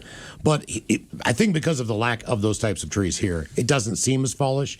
Fall to me means football. You're not seeing the foliage. Anything. I think it's about what I'm watching on TV. Well, it's the that change too. in food. Yeah. You go from grilling out to making home cooked meals and eating inside. I mean, the only thing that makes me like the month of January is that there's championship NFL football on. Like, there is nothing about the month of January that I like. Well, when we moved here in 2005, our boss at the time, he said, "Why do you want to move to Seattle? How does it rain all the time? You need to carry an umbrella. Everyone listens to NPR and reads and drinks coffee." And we thought, all right, buddy, whatever. So we get out here. To be fair, that guy's also an idiot. We get out here, and for whatever reason, I don't know what happened in 2005 because it has not happened since we've been here. Whenever we got here and got into our apartment, February or March? Yeah, February. February.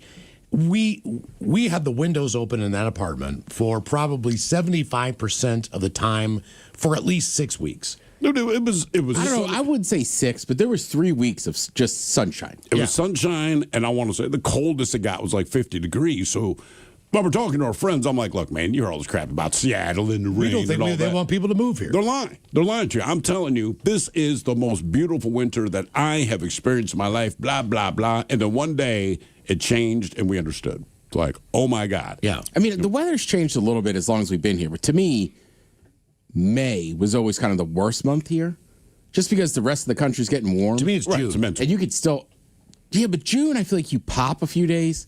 I feel like the first few Mays we had here, it was just mid 60s and raining or showers every day. And that's when it can kind of grind on you. Well, also like the Fremont Solstice Parade. It's supposed to be the longest day of the year. Right. And at one point in time, that parade and that day was the shortest amount of daylight in like whatever. That's that in the history of Seattle. And this I includes believe winters. that's true. It was the least amount of quote unquote solar radiation, which just means light, but meteorologist got a meteorologist. So the least amount of solar radiation that basically touched the ground. Now keep in mind, this is the longest day of the year. I remember that day. Me too. When are we going to turn the lights on? I mean, it was absolutely. It was darker than it's been this week in the middle of the summer. Again, to their point. In spite of the fact that it was the summer solstice, like there was less sunlight reaching the ground than your darkest day in December. And that's kind of what blew their mind. They're like, dude, the sun's been up, 15, 16, 17 hours, and none of it made it. And it was cold. Oh, yeah. I mean, I've been to Solstice Parade where it's been nice, and I've definitely been there in jeans and a hoodie, and it's been cold. Sure. What was your worst weather experience, and what is your favorite type of weather? 206-803-ROCK. Mike, welcome to the men's room. Hello, gentlemen. Hola. It was the 1991 blizzard. I was 20 years old at the time. I lived in Brooklyn Center, right by Minneapolis. Going to a party. Of course, we go up this bridge. We see there's a Brooklyn Park police car that was stuck there. Next thing I know, big front end loader plows a path for him to get through, and then makes a berm about 3 feet high for my car and leaves us stuck there. I was heading to the gas station before we were going to the party because I was running out of gas. So I was stuck on this bridge for about 4.5, 5 hours in the blizzard. 20 years old, still living at home. Of course, the parents were wondering where the hell I was. And, it turns out about 4 hours later, some guy came by with a big plow and said $20, he'll pull us out. And between all three of us, we were able to come up with $20 at the time. So that was my story. It's the same storm that Perfect Storm movie was after. Oh, okay. Same thing that happened to me, but I was in Minneapolis when it happened. So, it came through and took care of the west to east portion of that storm, because that storm had one storm was coming from the south going northward, one storm was coming from the east and going westward, and the other one that you're talking about was going west and going eastward. So when that hit that boat, it was 3 different storms from 3 different locations that converged in the exact same place that boat was in the water off the coast of Massachusetts. Mm-hmm. That's crazy. Yep, that is. Now, is that why that was your worst experience? Because when you said Minneapolis, I'm trying to think of when is winter weather awesome in Minneapolis? Yeah. Was it just the fact that you were stuck on the bridge? Well, that was the worst time. Now I live out here in Oak Harbor, Washington for the last 2 years. I haven't seen snow all winter yet. So. Yep. Do you miss it at all? Pardon me? Do you miss snow at all? No. Yeah, I didn't think so. Well, it's snow here. I mean, obviously this year's been a little bit brutal. Snow here is typically an option. If you want it, you get in your car. And you can drive to it. And you go get it. If you want to go to the beach, if you want to walk along Alki in the same day, you can do it. You can go from the water. I mean, you're not going to be in a bathing suit. You get your skis and go up and be where you want to be in about an hour and a half. That's what I like about Seattle. But Minneapolis, if you don't like snow, there's a problem. I've heard those Midwest winters are just they're brutal, man. Yeah. That's why Minneapolis is built like a habit trail. It's got walkways in between all the buildings, so you don't have to go outside like Vegas. What was your worst weather experience, and what is your favorite type of weather? 206-803-ROCK.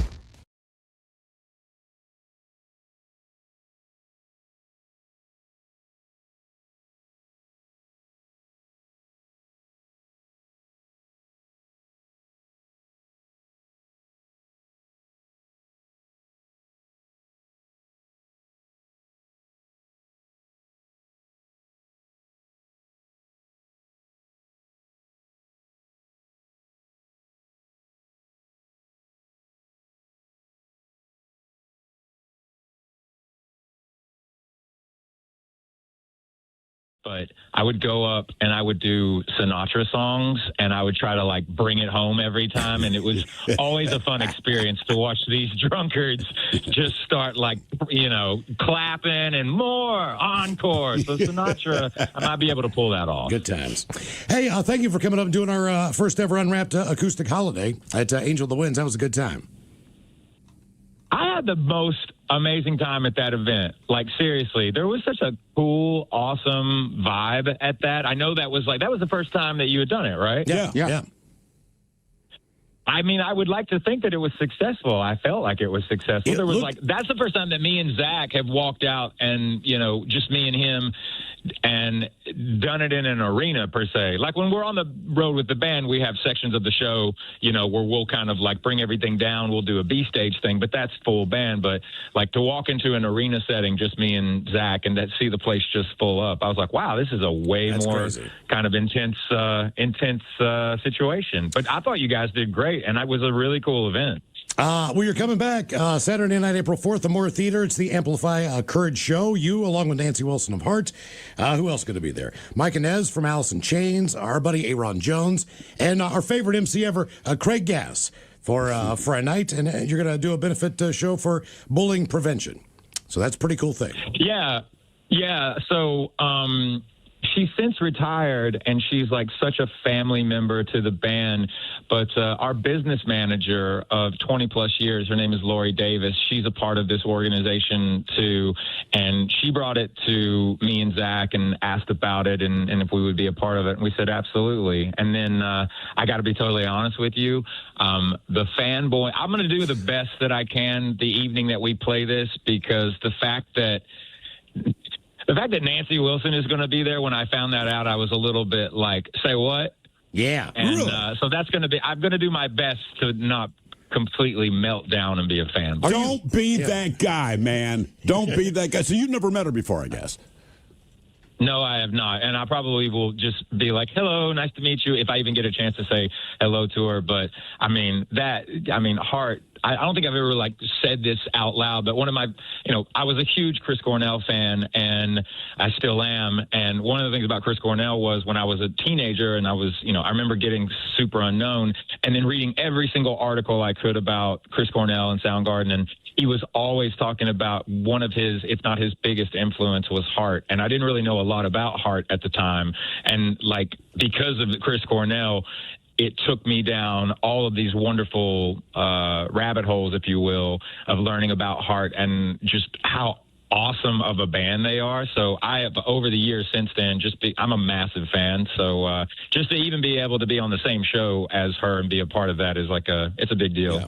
And not only that, as far as bullying goes, it's a different world. When we grew up, we all got bullied. It is. But now it's on the internet. Right. We kind of had like a school prescribed bully, right? So elementary school, you knew who the bully was, and it wasn't even really personal towards you. They were just the bully. Everybody got bullied. And then Miles is right. Online, now you're going to have 100,000 people dogging you. My daughter, her biggest issue was what her friends, supposed friends, were saying about her, on social media.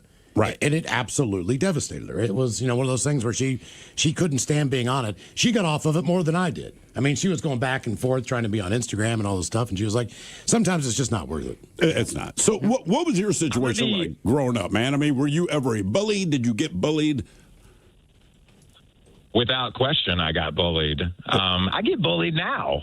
You know what I mean? It's very interesting. Here's my thing about all of that. I just refuse to hate anyone, no matter what they do. The fact of the matter is, and what I mean by that, especially when you're talking about a bully, it is very true. A lot of times the bully is probably the one being bullied the most behind the scenes. That doesn't give them a pass. But when I was a kid, my dad taught me, he didn't do it with boxing gloves or anything like that, but my dad knew that I was getting messed with, pretty much from middle school on into high school. But I remember probably 7th or 8th grade, I would say. My dad was just like, look, I'm going to need to teach you how to defend yourself. It's not so much the offense as it is the defense, because back in the day, it was very physical. Like, people just didn't care. Like, they would mess with you on the school bus. They'd mess with you in the hallways. Oh, yeah. Like, you know, the community, you know, pool that everybody went to and what have you. You know, you would have – the fact is that my dad taught me at an early age. He goes, it doesn't matter if you don't win the fight, but you cannot, under any circumstances, allow them to continuously keep coming into your personal space and messing with you. And my dad just came from this school where he's like, I'm going to teach you how to throw a punch. I'm going to teach you, you know, how to block a punch. I'm going to teach you what you need. And then you're kind of on your own, but you got to be a man and you got to stand up for yourself. And you're right. Now with social media and just like what people can really do, it's very cruel. But what I would say to anybody is, you always no matter what, this is something that is very, very important. Do your best to, de-escalate the situation if you can, you know. And a lot of times I remember the bullies that I had, like I would let them, you know, kind of get it out, and maybe they'd leave me alone, maybe they wouldn't. But if they wouldn't leave me alone, the first thing I did is I would just be like, what is your problem with me? You know what I mean? Like, what's going on? Like, and for some reason, that would kind of throw them off their game, and they didn't really know what their problem was with me. And then there were certain, and by the way, there were certain guys that it was one of those things where it's just like, I just don't like you. I just don't like the way you look. I don't like the way you walk. I don't like the way you talk. And honest to God, what I did at that point is I just basically like took my book bag off, threw my books down, and said, all right, dude, bring it. You know, right here and now. I did that once and got punched in the face. Oh, dude, I got punched in the face. I got punched in the ribs. I got punched, you know, in the groin, like you name it. But the thing is, like, the thing for me is, like, you know, a lot of them were kind of ties, because I think once I was like, all right, man, you know, bring it on. You know, they weren't really expecting that. And I got my ass handed to me a couple of times, but you know what happened after that? That person never messed with me again, because they knew that I was going to stand up. Well, that's the truth of it, right? We always talk about like lions, right? And on this big fierce animal, and they are. But also they go after the old, the infirm, or the young.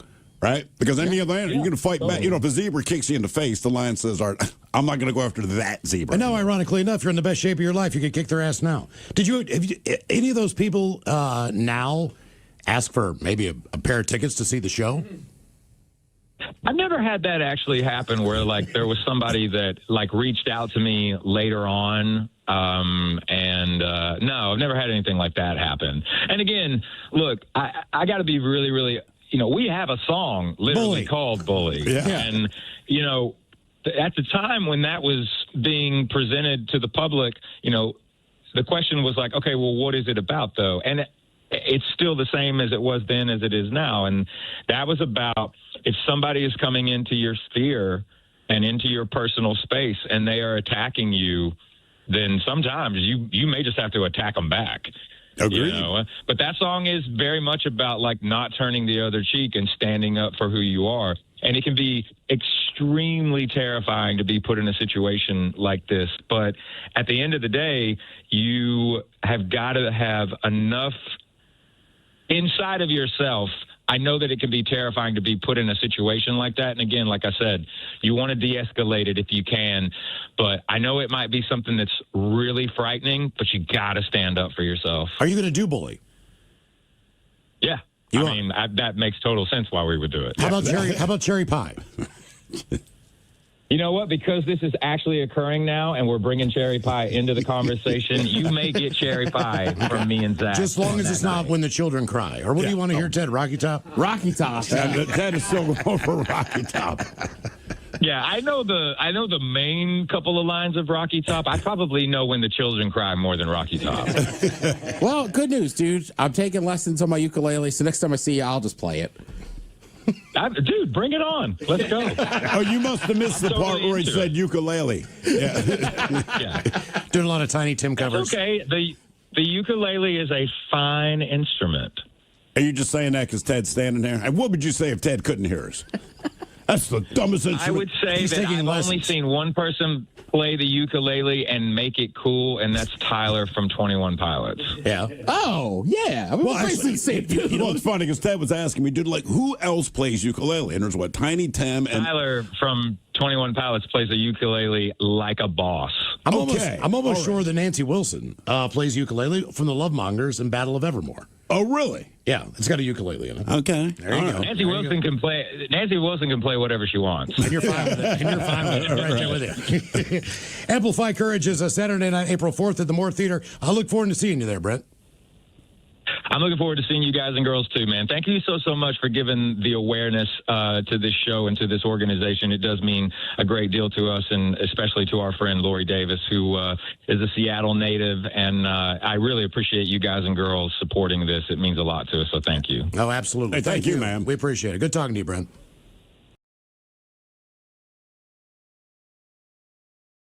Shenanigans continue. This is the Men's Room with Miles and Thrill. Weather-related post told you about the delays this morning at SeaTac. This one says, landed in SeaTac at 11 o'clock. It is now 3:09, and we are still in the airplane waiting for a gate agent to open up the plane. 4 hours. Ted, what'd you say? I-90's closed? Yeah, for the night. For the night. Yeah. From damn. From North Bend over to Ellensburg. They already called it. Like, done. Well, there's All just the so way much- to Ellensburg? There's just so much snow and ice. Like, I don't think the plows could even. What if you live in Cleellum? You're screwed. I mean, right? I mean, that's honestly, that's part of living on the other side of the pass. Like, Because people are staying at Suncadia. What's the name of that spot? Very nice hotel. Got a couple golf courses right there on the side of the mountain. Tell me, fancy boy. Oh, it's very nice. Very posh. You've probably never been invited to go there. Yeah. That sucks. I usually stay at Hampton Inn. There you go. Well, I've only stayed there because I got stuck on these situations. Sure. Yeah, I mean, dead serious. I mean, what are you going to do? Turn around and drive back to Ellensburg after you've gotten that far? I'm like, I'll eat the $250 for the night. Was it nice? Oh, my God. Yeah. Okay. It's a very nice hotel. It's supposed to be great. I've just never been there. I know people go out there all the time. Now, on the other end of the spectrum, high temperatures are expected to reach 100 degrees for the first time this year, and one day could hit 105 in Phoenix. If that happens, it would be historic. The earliest 100-degree day on record in Phoenix is March 26, 1988. This is supposed to happen this coming week. Right. As of today's forecast, Phoenix could log 6 100-degree days by March 26th. The average first 100-degree day is May the 2nd. Yeah. They say we do expect, of course, a bunch of record high temperatures on the books right now to come tumbling down. Now, before the 100-degree temperatures arrive, they say expect warmer than normal conditions with highs in the mid-90s, which is what it is right now. That's hotter than normal, not warmer than normal. That's due to a ridge of high pressure off the coast of Southern California, and eventually will move toward Arizona and strengthen. Then it's going to park itself over the state for several days. Forget about snowpack, it'll be Sweet. gone. At least one ski resort will probably shut down, You think? and another will have very limited skiing. And we will be continuing the pattern for this year of much warmer than average temperatures. Temperatures do break after the 6-day streak, settling back into the mid-90s. Oh, that's relief. Speaking of skiing, Ted, what road did you say was shut down if you're trying to get up to what, Crystal? Oh, yeah. I guess there's trees down. John was telling me earlier, he got stuck yesterday trying to go up to Crystal. But yeah, right there on 410 between like Edam Claw and Greenwater. Because of all the trees? Yeah, which that happens a lot. I mean, when I used to snowboard, I got stuck on that road one night because I it was believe tree that. down. I didn't realize there was a heat wave going on around California, but earlier this week, we had lunch with a friend of ours who spends most of her time in L.A. And so she's back, and she lived here for a hot minute. So I'm like, you miss Seattle? She's like, yeah, I do. But she was actually, man, I was at the beach because it was so hot. I thought she was just doing the humble brag thing. But now I realize legitimately, like, it was super hot in L.A., and that's why she went to the beach. Because I'm like, yeah, okay. Then when I read the stuff about Arizona, I'm like, oh, she wasn't joking. Yeah, generally March. Like, I've been to Arizona in March. It is awesome. It is. So, but you don't expect 100. No, not 100. We were there in January for a volleyball tourney, and they were even saying this is warmer than usual. It was still like 75 degrees. It wasn't hot, but I was like, dude, it is blue sky. It is 75 degrees. It was fantastic. Well, I would say, too, keep in mind for us, talk about hot weather, like obviously this weather sucks today. Yeah. But we needed snow on that snowpack. Oh, without a doubt. Well, I told you guys, man. I take between the Christmas and New Year's, we get the holiday that time off. Yeah, happy Kwanzaa, man. And so every time that happens, that's my 1 week to go and fly someplace and hopefully play some golf. So I need to get down to Arizona because the boss keeps telling me that's where I need to go. Drew, everybody's like, go to Arizona. But I end up going to Palm Springs. So this year I fly to Palm Springs. Flew out of Payne Field, which is wonderful. I'll tell you that all the time. If you can, do it. Start busting through the clouds in Palm Springs. Normally, if there are clouds, it's still sunny. You get down into there, and it is just dumping rain. And not only that, but the fact of the matter is when you fly into Palm Springs, turbulence-wise, it's not as bad probably as your Montana flight, Ted, but there's always a lot of turbulence flying into that airport. Now it's also raining. Yeah, well, same thing. It sits in that valley. Yeah, and the beads are coming off the windows, and I'm like, you got to be kidding me. Land in Palm Springs, the rental car parking lot at the airport is essentially flooded. So when I'm walking with my bags and pulling my bags, I kind of need to just pick them up. Yeah. Because there's 2 inches of rain, and I don't have a hard shell bag. So I'm trying to keep my shoes, by the way, are absolutely soaked. Oh, of course. At this point. Get to the hotel, and there's one Irish pub downtown, and I'm like 2 to 3 blocks off of the main drag. 2 to 3 Las Vegas size blocks off the main drag. Pretty decent walk, probably close to a half mile. Start to trek to the bar because I'm like, the hell with this. And it just started. I don't have anything rain. It is pouring. The streets are flooding. I get to the Irish pub, and there are people outside dancing in the puddles, taking their shirt off. They have their hands up in the air. Sure. Like this is the greatest thing that's ever happened to them in the history of their life. It's dumping rain, and they are drinking, and they are loving it. And I'm just sitting there, just stewing in my beer. Just like, you gotta be effing kidding me. I just left this S. And it stayed for 2 or 3 days. Most of that area flooded because it's so hard panned. Yeah, they can't. Water doesn't drain. It doesn't. Correct. It just flashes off of it. So the last 2 or 3 vacations I've been on, the weather has not cooperated at all. If it makes you feel any better, it rained a little bit on the 26th, and then Christmas week was basically nice. That's what you guys do. Yeah. It was beautiful. I had my mom out here, my sister. It was awesome. It was great. The weather was fantastic. That happened to me. I've been trying to convince my wife for over a decade to go to San Diego, right? And she didn't have anything against it. I was just kind of like, whatever. I said, listen, it's a walkable town. It's the kind of stuff we like. It's 80 degrees, no humidity, blah, blah, blah. We got to go. So she finally agrees to go. She'd been in Delaware with the kids. I meet the family down in San Diego. I want to say it was the first time in recorded history or the first time in recent history a hurricane was coming. I'm like, you have got to be kidding me. And that's all they could talk about on the news. And my kids are getting paranoid because San Diego was selling this like this is the apocalypse, which I understand. It's like it doesn't rain there. Now you're talking about a hurricane. Well, the version of a hurricane, quote unquote, hit. It rained maybe 2 inches. Now, that said, this particular weather storm, it did F up L.A., right? It did flooding, mudslides, all that kind of thing. So L.A. got hit. San Diego really didn't. Like, it just kind of trickled rain. And so then my kids were disappointed because they're like, well, this is just like Seattle rain. I said, I know. So it didn't bug us at all. We geared up, man, went out to get breakfast. But like you were saying, as soon as we stepped out of the hotel, we're ankle deep in water, and we're like, it's not raining hard enough for this.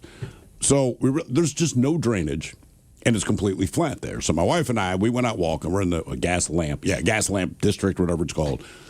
We walked 12 blocks total, and we counted 4 drains. That is it. And that's why it floods there. It's not because of the rain. It's because they have no drains because it doesn't rain like that there. And I'm like, this explains the reason you're having flooding is because you don't have any drainage.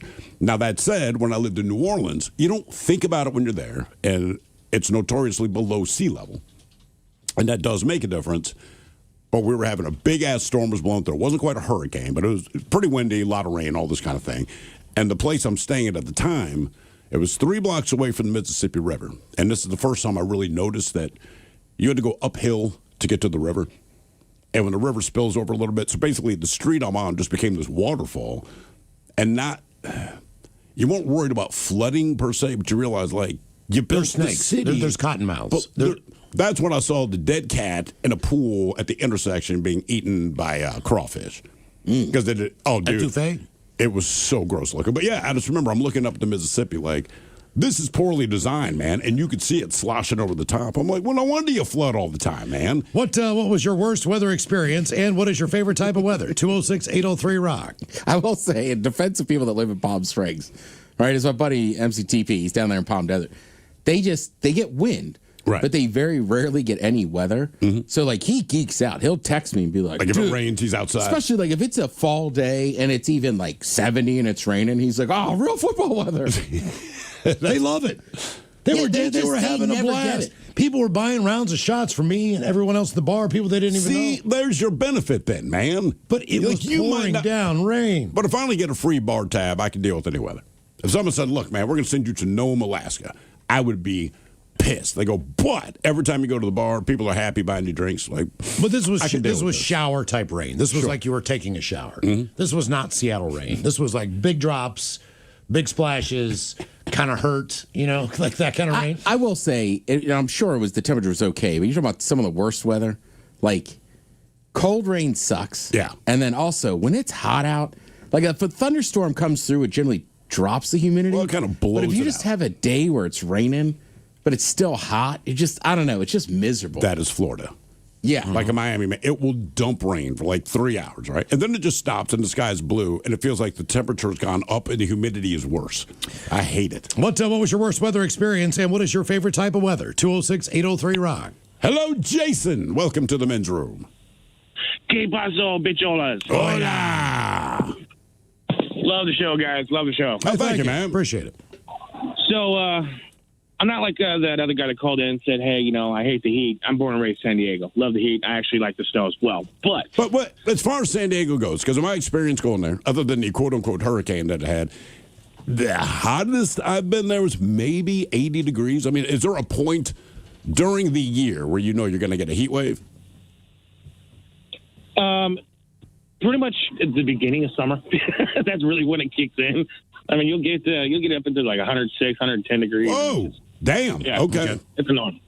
But anyway, yeah, my story, I was working for a water mitigation company back in 2020, and we drove from Seattle out to, Houma, Louisiana, to do some work right after Hurricane Ida. They can't fly your ass down there and you had to drive? No, because we had a whole bunch of equipment in the van. So Okay. So anyway, we get there, and it is still pissing rain. I mean, it is. From what I heard on the radio afterwards, that there was 2 active small tornadoes. Anyway, while it's raining, I'm driving one van, boss is behind me in another van. All of a sudden, a big, huge bolt of lightning I see off to the side. In that same second, my legs were on fire. I don't know if I got hit by lightning directly, which I don't think so because I'm still talking. But the pain was immense. In fact, I kind of doubted it would happen. But my boss ended up calling me and goes, "Did you effing feel that?" So he felt it too? Yeah, yep. And you were both in separate vehicles. So rubber on the road, all things. that stuff, was supposed to kind of help you with that. Yeah, and it was like I said, my windshield wipers could not go fast enough. I mean, it was the worst rain I've ever been in. Lightning, sideways rain, it's just absolutely miserable. Not to mention it's Louisiana, so it's like what, 90% humidity at least. Mm-hmm. Did you drive? Did you drive south and take 10 across? Is that what you did? Yeah, I believe it was 10. It was I don't know the name of it, but that really long floating, or not floating, but that bridge thing. Yeah, the huge ass bridge. Yeah. How miles or something? So you said it was like 90% humidity the whole time you were there? Yeah. In fact, I had black pants I cut into shorts because I couldn't stand it. Brother, do not wear black in Louisiana. I mean, that's unless you're cutting weight for a wrestling match or something like. Dude, no. I have worn black in hot environments though, just because I know how much I'm going to sweat. So just to hide the sweat? Yeah. I mean, you're right. You're going to sweat no matter what. But again, going back to some place like Miami where it is so humid all the time, always hot. Mm-hmm. No one wears anything darker than pink. Yeah. I mean, like, that's why when you look and you laugh, like, look at that. He's wearing a white linen. Like, Right. When you're That's there. why Miami, San Juan, Puerto I Rico. went and got different shorts later. Yeah, I mean, that's the pastel capital of the world for a reason. And that's exactly why. So it might become fashionable, but that is a survival. The reason they paint their houses those colors, especially in San Juan, is to reflect the heat. Yeah. If you go to Because Mexico, there's no dark houses. Everything's yellow, it's white, it's pink. I will say, I think the hottest I've been, and I don't know how neither me nor Ryan Castle pieced this together, but about 15 years ago, he and his wife, me and my wife, said, let's go to Mazatlan. Like, cool, man, small beach town. And every time my wife and I have been there, if we get it like the Airbnb, I don't know, man, it's maybe $2,000 for the week or something like that. So we found his house. My wife's like, it's $450 for the house. So we do all of our investigation, and we know the city pretty well. It's in a cool neighborhood. The house is decent, blah, blah, blah. $450. That's it for the week. Could not believe it. As soon as we got off the plane, we understood it was in August in Mexico, and Mazatlan is humid. 107 degrees outside. Dude, seriously, like we had air conditioning, but when it's like, hey, do you want to go out and see stuff? No. It's like, no. I don't. And that was the trip where he got that. And keep in mind, we had gotten real drunk. Wake up the next morning, and we're not even hungover yet. You're still drunk, but it's that horrible morning drunk. That's when he got that hot dog pizza. And I'm telling you, it took everything for me not to puke. You're just hot. You're sweating. It's a hot dog pizza that's covered in flies. I'm like, this is awful, man. Knoxville on Labor Day weekend one year, just the heat and the humidity, that was like miserable. I mean, so hot when we were tailgating, like you didn't even want to like drink a beer. You Right, just you're wanted not to having drink fun. right? And then the first year I went to Burning Man, 2014, that was warm. But there's no humidity and it cools off at night. But right, I mean, you could barely sleep because we were intense and like. But what does the temperature drop down to? I mean, how big is that swing, man? When you're in the middle of the freaking desert. So it was probably like 100 during the day, and then it's not like it's frigid. But when you've been walking around in 100 degrees all day, anything else is just cold. If it's 60 at night, like one night I had to put on gloves and like a knit cap. I was like, I am freezing. Anybody's been to the gorge and spent the night over there. I'll tell you Right, the same so thing. that's As soon why as the sun goes down, man, you're kind of. So that's why you'll see Burning Man. You'll see people like, especially if you go see like Robot Heart or one of the things that goes on Deep Playa late at night. That's why everybody's all bundled up in furs and everything. Yeah. And then once that sun raises up, you got to start walking back to KF and just slowly just start shedding again. What was your worst weather experience, and what is your favorite type of weather? 206-803-ROCK. Hello, Bob. Welcome to the men's room. Hello. Hola. Hola, bicholas. How are you, Bob? Hello. Hello. Yeah. Can you hear us? Oh, yeah. Okay. Bob, what's your favorite type of weather? So this is pretty funny. So you guys are talking about the worst part of winter.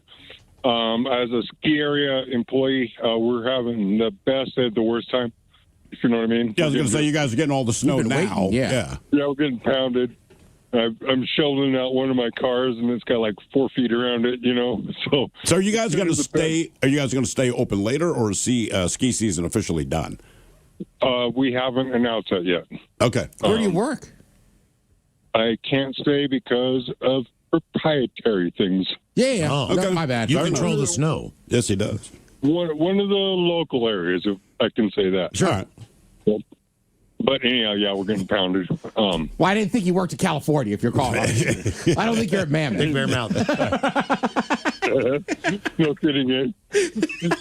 Anyhow, yeah, so for us, it's like the best and the worst at the same time, because now everybody has already thought this, okay, the winter is over, and I was like, no, it's just going to begin.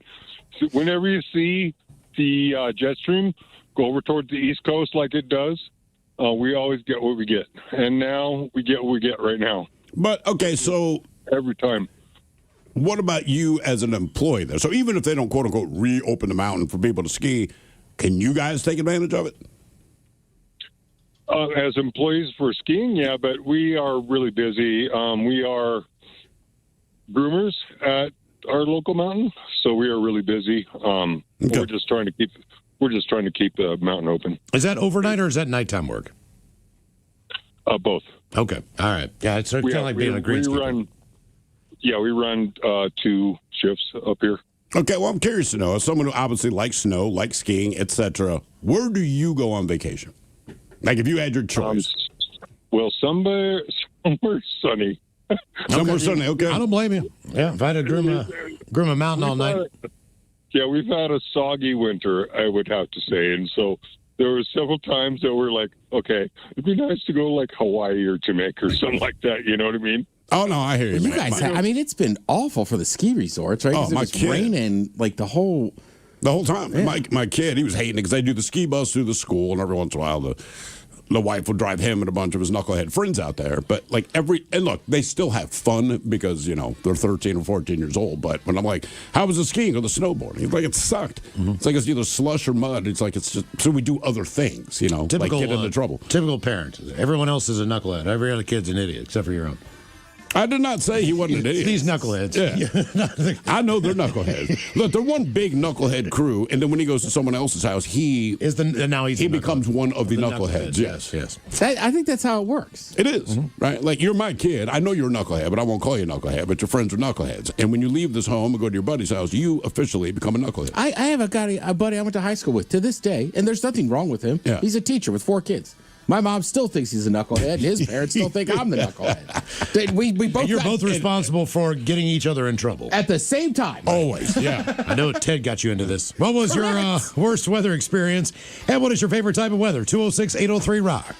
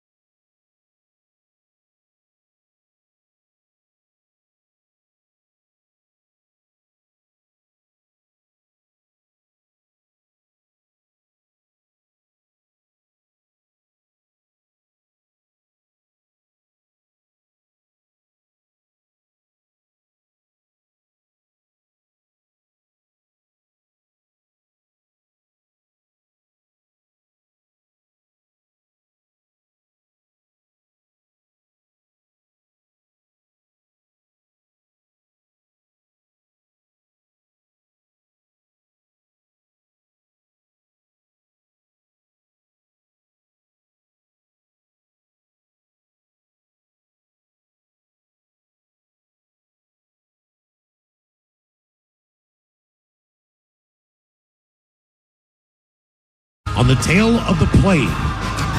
Meanwhile, a guy tries to open a plane door as it's landing, which is pretty insane. Employees find a stranded pig on the balcony of a Super 8 motel. A teen who had jumped his dirt bike ends up in a jail cell. And a Florida couple 69 in a Winn-Dixie parking lot. Nice. That is all coming on today's very special episode of The Men's Room. And now, here's the question. Hola, bitches. Good day to you and yours. All right, listen. Today, here at Tony V's, thank you, Tony V, by the way, we want to give you a choice because we here on The Men's Room believe in freedom. As long as that freedom is awkward. You know, things like, would you rather walk in on your father watching porn or your mother watching porn? By the way, there is no good answer. There is no right choice. Just your uncomfortable decision. And I'm still struggling with that one. Maybe my dad, man. I don't know. We'll get back to that. But today, we're not taking phone calls. Oh, no. You, here at Tony V's, you get to answer these questions in front of the judging stares of your fellow patrons. By the way, you're welcome before you say thank you. Now, if you would like to subject yourself to this, all you need to do is find our very own Mike Hawk. He'll get you situated. And in case you haven't figured it out yet, today we're doing our random would you rather question because we really want to get to know you sick bastards. There's no nice way of putting that, no sugarcoating. And today's question is brought to you by our friends at Advanced Hair Restoration. So today, the random would you rather question live at Tony V's. Like The Men's Room on Facebook, follow us on X and Instagram at Men's Room Live. Send your emails to the Men's Room at KISW.com. And now, watch the show live on YouTube at KISW Rock.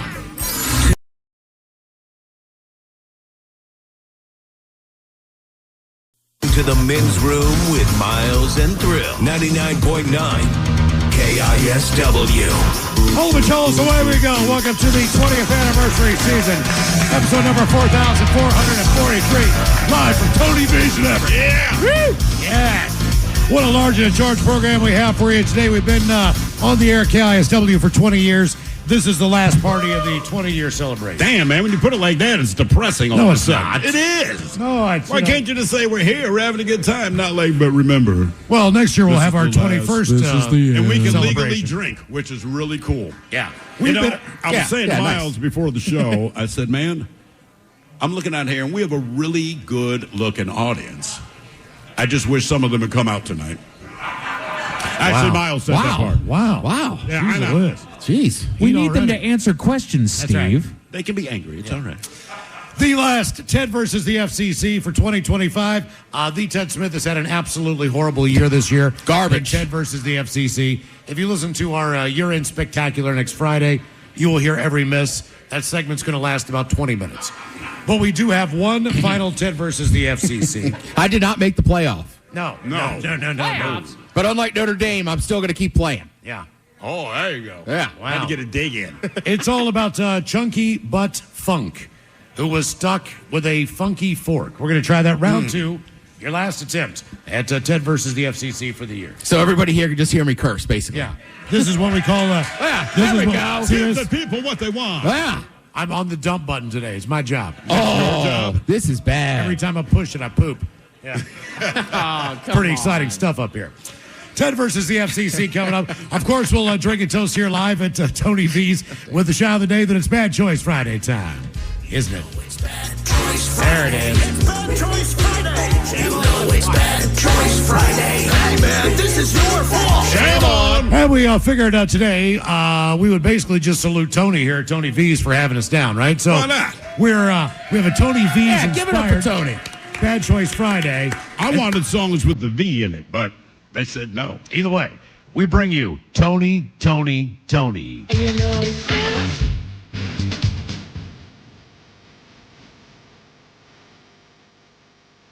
The band is Tony. It's Tony theme. You get it? I don't think anyone in the band was actually named Tony. Who do you say was the best singer in Tony? Raphael Sadiq. Tony. The hell? Yeah. I think one guy was named Tony. Was he that? Is his ego that big? Or maybe the chick was named Tony. Tony. It feels good taking on Tony Basil. There we go. Now the room's going. Does anyone honestly like this song? Apparently the room does. Only because of the disdain that it brings you, Steve. Exactly. Name another song from Tony Basil. I can't. I don't need to. We're just gonna pick one. You don't need to vote. Oh, you put up the poll though. I put up the poll hours ago. It's close. All right. Really? If you follow us on X and Men's Room Live, you can vote there. We'll actually take the voting then on coming up on a Bad Choice Friday. Okay, obviously we're here for the Unwrapped pre-party show tonight. Angel of the Winds Arena. Brent Smith and Zach Myers, The Shine Down, The Pretty Reckless, Daughtry, Hollywood Undead, Mammoth, Sleep Theory, Des Rocks, and Return to Dust. Yes. We will be joined coming up here on the program by the guys in Return to Dust and also Des Rocks, who is stopping by as well. Then we'll head over to Angel of the Winds and have a hell of a night, man. It's going to be a great show. It should be. Also, the Daily Mix Morning Show, they're going to stop by and pop in and join us as well. And today on the program, we've decided that we're going to do our random Would You Rather question. Real quick, how many people here are actually going to Angel of the Winds after this? I got that sense from you, my friend. All right, good on you, man. Good on you. We got Guy right here. He's ready to rock. Yeah. There you go. Yeah. Pace yourself. He might be. Friday. I say go for it, Guy. Yeah. Who wants to come up and do a random Would You Rather question? Come on. How did you know Guy was going to do it? Come on, Guy. Let's go. We don't even need your name. You're just Guy. All right, Guy. How you doing? What's up, bitches? How are you, brother? Hola. I'm doing awesome. Got that. Okay. Here's the question. Ready? Ready. Would you rather be 6'7" with a 4-inch penis, or 5'5" with an 8-incher? So you can be 6'7". Well, I'm already 5'5". So you're gonna Are you take 5'5"? You're gonna take the 8-incher? Is that what you're saying? Yep. Okay. All right. I think look, I would love to be taller, but come on. 8 inches? Like, that's an easy. I'm already 5'5", man. Yeah, you might as well be endowed. That's why I asked you. Yeah, I think that one's easy, man. I'll lose the height and gain some penis. Now, I would love to slam dunk a basketball, but 8 inches? Does that, being 5'5", does that make your penis look bigger? Excuse me? I said, does that make your penis look bigger, being 5'5"? If he's got to look, the answer's no. Okay. All right. He's got size 13 shoes, though. Just check. Well, thank you. Thank you for stopping by Tony V's. We appreciate it. Thank you. Absolutely, Hey, you got it, man. Have fun tonight. You know what? Good on you, guy. I thought he was going to curse. He's on it. No. I did too, man. There's If no I heard cursing. about money, There's no no cursing allowed. It's just about the Yeah. Okay. Mike out there getting Sorry, a hugs. little reunion going on down look at here. you. Nice work already. Okay, are you ready for your random Would You Rather question? I'm ready. Okay. Would you rather... KISW and KISW HD1 Seattle. Always live on the free Odyssey app. From the Pinky's Plumbing Studio. You're in the men's room. Text the guys at 206-803-ROCK. Coming up, we'll drink a toast of the weekend, then it's Bad Choice Friday time. You know it's Bad Choice Friday. It's Bad Choice Friday. You know it's Bad Choice Friday. Hey, man, this is your fault. Sam always celebrate some of the weekend holidays on a Bad Choice Friday. Today is Friday the 13th. We bring you Stevie Wonder.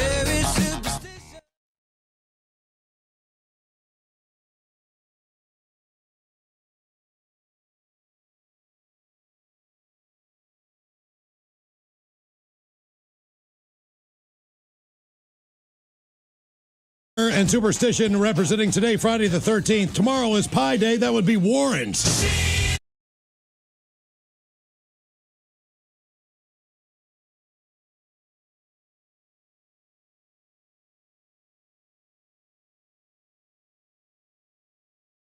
A day where you talk about math and eat pie. Yeah.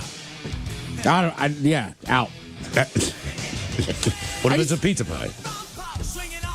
I'm not going to somebody's house and say... To talk about math? You could do this. I'm going to eat 3 pieces of these pizza now. And I'll save the other, 5 for later. What percent of the pizza am I going to eat? Yeah, See? that's all you do it.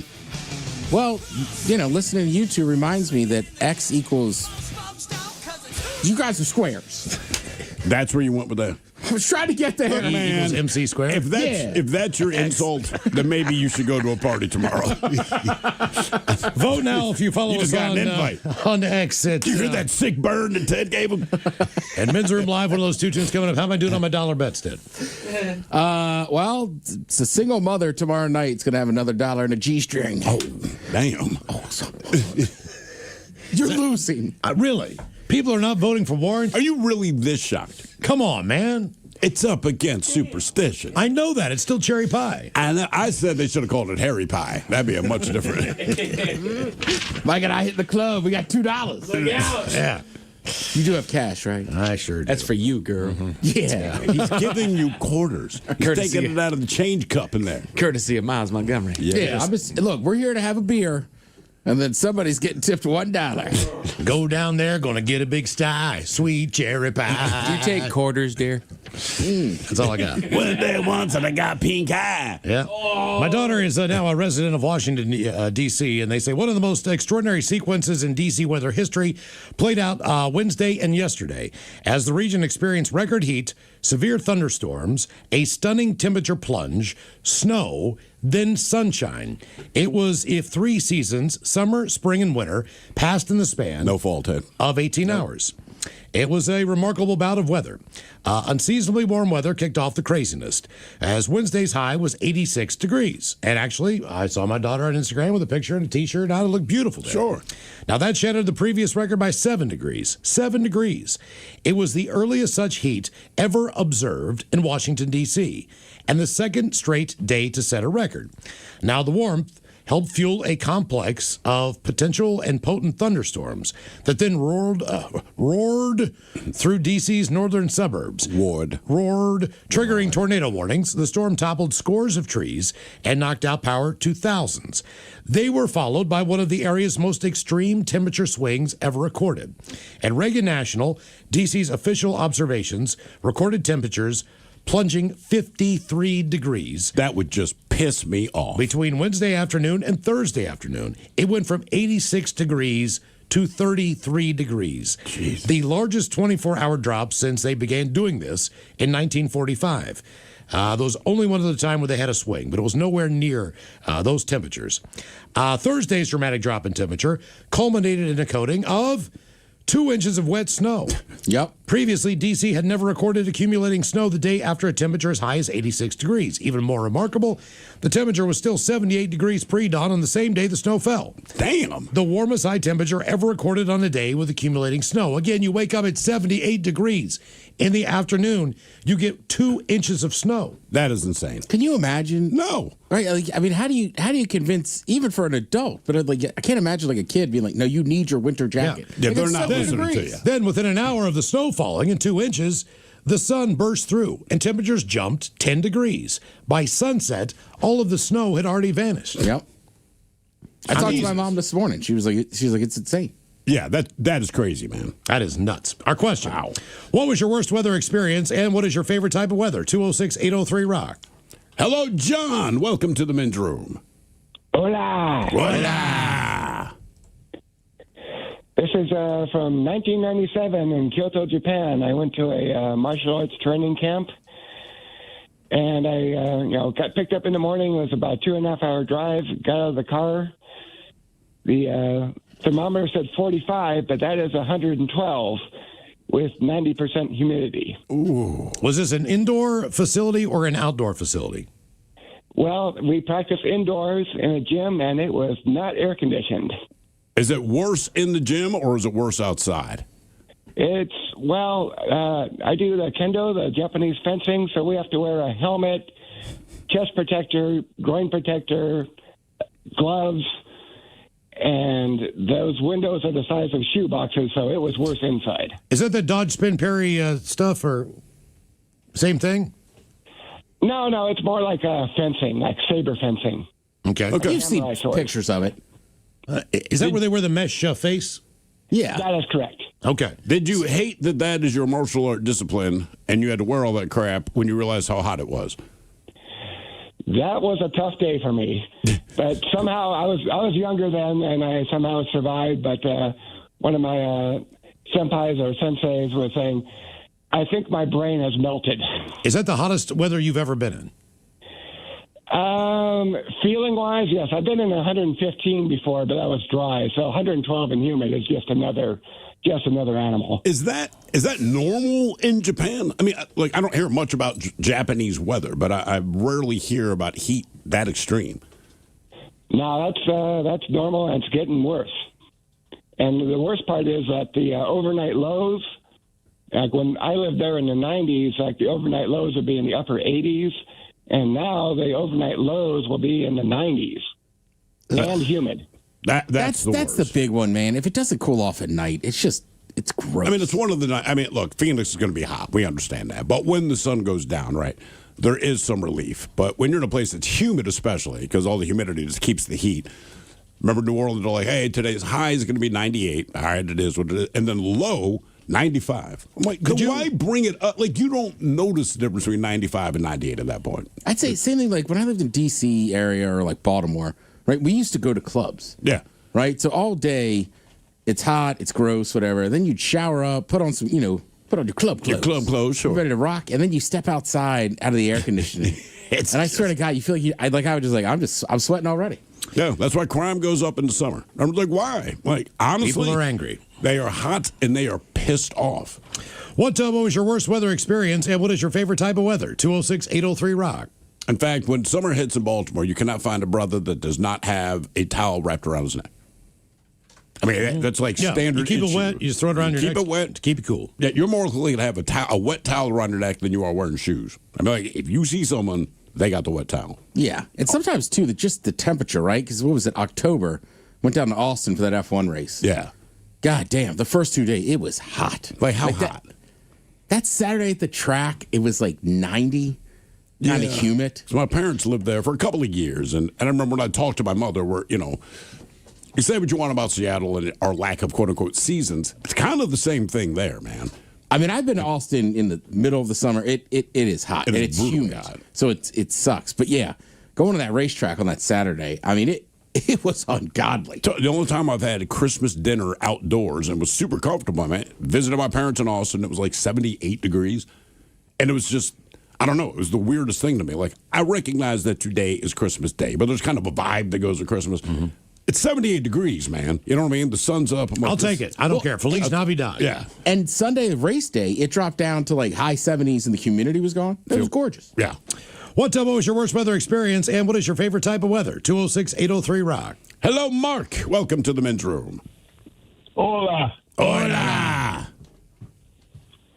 Yep, I was up in the Straits of Huatafuca. We were on a 48-foot commercial fishing boat with our net out. The wind changed and came in from the north, and the tide was going out. We were in 50-foot waves or better. Ooh. That is huge. Are you scared that you're going to die? Because that's the only thought that goes through my mind when you say that. No, I can swim. Well, and that stuff? Well, yeah, but I mean, it's 50-foot waves, man. So what is the way to deal with that? They're huge. Yeah. Well, is your boat? When you get on top, you look around and see if there's any boats around you. Then you slide down looking straight at the wall of water all the way up to the other side, and then all of a sudden you're up and over, and then the boat goes slam as it pops over the top. Is it even moving forward at that point, the boat? No, we had our net out. Oh, so you were just basically treading water. We had 1,800 feet of net out.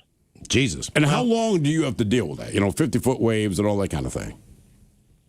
Well, we let it slow down a little bit, and then we started pulling the net in and got some fish, and we decided we better get in because the Coast Guard was calling everybody.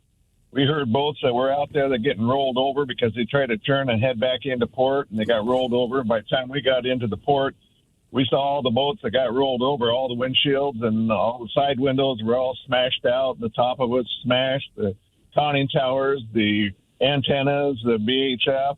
The VHF antennas were just smashed. See, man, to me, that is the ultimate nightmare. Yeah. Like, sorry. What were you guys fishing for? Sockeye. Okay. All right. Well, they are delicious. Yeah, I don't know if they're worth all that. But when we did our cruise, I did not notice this, but I guess the captain had said, like, we're going to have some stormy weather overnight. Whatever. I mean, it's a cruise ship. It is huge. I did not notice. I had absolutely no idea that we were, I guess, a terrible windstorm of some kind. When I wake up the next morning, my wife looks like she has not slept, and it's because she hadn't slept. And she's like, you slept like a baby. And she was like, she could honestly feel the boat listing. Sure. And she would, yeah. I don't know. I had no sense of it at all, man. What was your worst weather experience, and what is your favorite type of weather? 206-803-ROCK. And a side note, in my lifetime, I am almost 100% positive I have never slept on a boat. That is never an experience I've ever had. Never. No.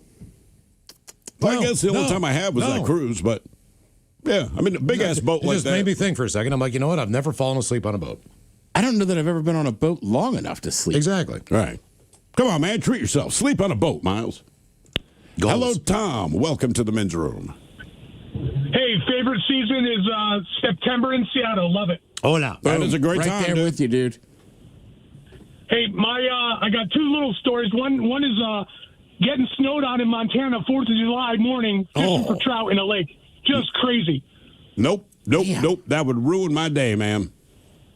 It was 72 by noon, but that morning was chilly. But my favorite story is my first trip to Montana, December 28th, for my sister-in-law's wedding. Minus 42 degrees the first night.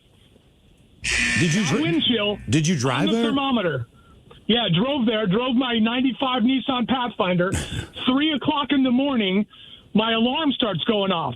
So I run out in my boxers and my moccasins, and I open the car.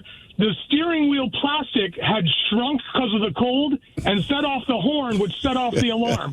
Wow. So I had to start it and crank the heat so the steering wheel would come back into shape to lay off the horn. Just brutal. How long did that take? It took about 40 minutes for the car to warm up and the alarm to shut off. So your car's for 40 minutes, it's making all this noise. Oh, yeah, and running. Are you in a hotel? That's what they do in Montana. What's that? Were you at a hotel? No. My in-laws' house. Oh, beautiful. Great. And But Montana, they would go to the movies and leave their car running in the parking lot. There'd be cars running for 3 hours. It's just crazy. That is crazy. Why did she get married in December in Montana? You know what? Her parents' anniversary was the same. It was both December 28th, so they picked their parents' anniversary. Okay. That's a bold move. Did you catch any trout? I caught some trout that morning. Yes, I did. But you Okay. know what? I would still rather have the cold than that heat like Florida. Really? Even the negative 45? Well, you can always warm up with the heat. Yeah, or with the cold, you can always warm up. Get in front of the fire, put a blanket on. 106 degrees and 100% humidity, there's no cooling down. No, you're right. Yeah, that's a good point. What was your worst weather experience, and what is your favorite type of weather? 206-803-ROCK. Hello, Casey. Welcome to the men's room. Hola. Hola. So, all these people talking about, oh, it's a dry heat, it's different. I don't care what the hell you say. Glendale, Arizona, 2013, 126 degrees. Oh, my God. Did you have to be out in it at all? Hell no. You went from your air-conditioned home to your air-conditioned car to your air-conditioned work. Did you have a parking garage or someplace where you could park your car inside? Yeah, I had covered parking. It's not necessarily a garage. Yeah, but you're still being exposed to the temperatures of Yes, sir. outside. But at least it's not yeah. the sun hitting it, I guess. Yeah, I mean, he's right. I was in Vegas, 2 summers ago? It was 117. Yeah, Dry heat or not, it was miserable. Well, I mean, right. There is a temperature where nothing matters. And I would say if it's 126 degrees, that's definitely one of the temperatures where, well, at least it's not humid. It's like, right, but it's 126 degrees. Would you ever move back there? Because this year is supposed to be one of the hottest summers. Was that? Hell no. Was it all about the heat? There was a bunch of things. I got family down there. It's a great place to visit. It's a better place to leave. Well, there's a lot of people who live in Seattle in the summertime, and then they have, if they've retired or whatever, they have a condo down there, and they go down for the winter months, and then they rinse, repeat, come back up here for the summer. So I get that. 100%. I get that lifestyle. I get But that. you also have to have two places to do it. Yeah, I mean, my in-laws, they live in Pennsylvania, and my father-in-law very specifically hates the weather there in the wintertime because it's god-awful. And they're in the middle of nowhere, so it's not like Philly or Pittsburgh. They're almost near upstate New York. They are, I don't even think it's 30 miles from the New York State border, but I mean, it is in the middle of nowhere, man. And It's also the Appalachian Mountains. Yeah, he's straight up about it. He's like, I hate this ass. Where, my mother-in-law was like, well, it's what it does in Pennsylvania. And he's like, yeah, that's where I want to go. So they have a place in Florida. I want to say somebody left it to him. So basically, he will stay in Pennsylvania up until Thanksgiving. Just because family comes and visits him. I bet he cannot wait for that meal to get over with and get in his car and drive. The next day, he is in Florida. What was your worst weather experience, and what is your favorite type of weather? 206-803-ROCK. Hello, Carl. Welcome to the men's room. Hola, bitch, hola. Hola. Hey, how you guys doing today? We're doing great, man. Positive Friday. Hell yeah. That's it. Hey, I'm born and raised from the Pittsburgh area. Okay. All right. I'm from Morgantown. Morgantown. Hey, is Miles, does he have relatives in Turtle Creek?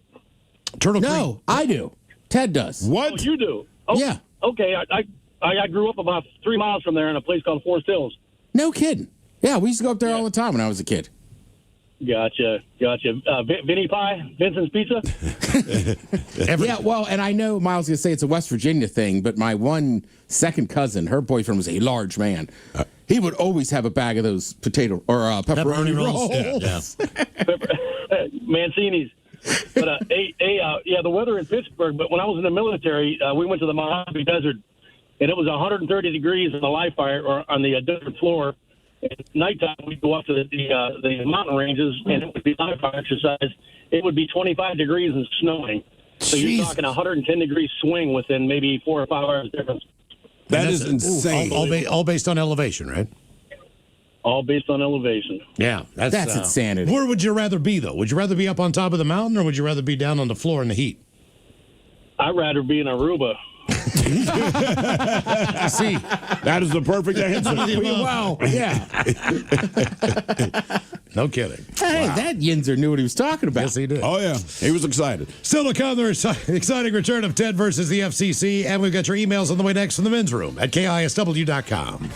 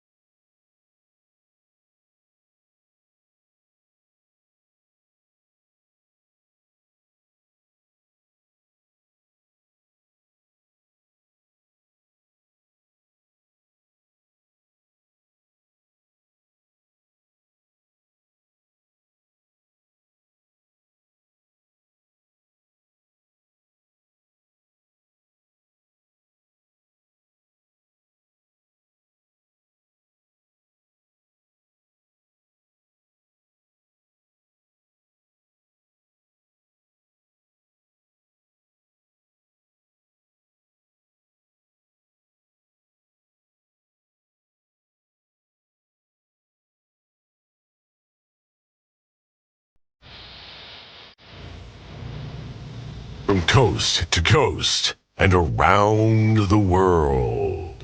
If it's not important, you'll hear it here, exclusively on Inaction News. Here now are Stone Ledbetter and Felix Foxworthy. Tonight, Lady Liberty wants to change her pronoun. But first, culinary experts are predicting new food trends this year, starting with functional food duos, a focus on pairing protein with fiber for maximum health benefits, such as whey-packed oat snacks or chickpea pasta. Yeah, I'm going to take a hard pass on that one, Playboy. Okay, well, the food experts are also predicting global flavors and fusion. They say continued growth in South Asia, Turkish, Levantine, and new wave Japanese cuisines will be the new in thing. Okay, that sounds good. Was that your stomach? Yeah, man, that sounds good, and I'm hungry. Why didn't you eat anything? I went to the office fridge, man, but somebody already ate your lunch. I did, Felix. I ate my lunch. And what am I supposed to eat? Your own lunch! But I always steal and eat your lunch. I know that! I've asked you not to! Yeah, you really have, man, but we both know I don't listen. Now you've gone and eaten your lunch, and I'm sitting here getting hangry. Hangry? It's a combination of anger and hunger, Stone. I know what hangry is, Felix! I'm hangry every day because you keep eating my lunch! I'm asking you why you are hangry. Why wouldn't you just bring in your own lunch for a change? Okay, I didn't know I needed to, man. Now I'm hungry. I could eat a horse. Have you? Have I what? Eaten a horse. No, Bonnie, I have not eaten a horse. Do you want to? Eat a horse? Yeah. You said you were hungry and could eat a horse. Bonnie, do you have horse meat here at work? Not real horse meat, no. I have plant-based imitation horse meat. Plant-based imitation horse meat? Like Impossible Burgers? Yeah, but instead of Impossible, our company name is I Can't Believe It's Not. Like, I can't believe it's not butter? Yeah, but they only make their butter. My company has I Can't Believe It's Not Horse. You have a company that makes a product called I Can't Believe It's Not Horse. We also have I Can't Believe It's Not Alpine Dingo. Alpine Dingo? Yeah, there's tropical dingoes, desert dingoes, and Wangari dingoes. But the only one we could really nail the taste of was Alpine Dingo. That's why we have I Can't Believe It's Not Alpine Dingo. We also have I Can't Believe It's Not Galapagos Tortoise. I Can't Believe It's Not Capuchin Monkey. Capuchin Monkey? Bonnie, is there even a market for these flavors? Oh, sure. That's why we also have I Can't Believe It's Not Amazon River Dolphin. I Can't Believe It's Not Jack Russell Terrier. And our top seller, I Can't Believe It's Not Long Pig. Long pig? What is that? That like some really big hog or something? No. We offer I Can't Believe It's Not Long Pig for people who want to avoid intraspecific predation. Intraspecific predation. Intraspecific predation. It is the killing and consumption of an individual of the same species, Felix. Okay, I'm not following. Cannibalism! Long pig is slang for people. I Can't Believe It's Not Long Pig is for the cannibal who wants to go vegetarian. I wanted to call them I Can't Believe It's Not People Nuggets, but we went with Long Pig instead. Okay, well, I'm not hungry anymore. Yeah, I think we should go to break. We will be back next hour. Oh, hi. Congratulations for being you. You have one job.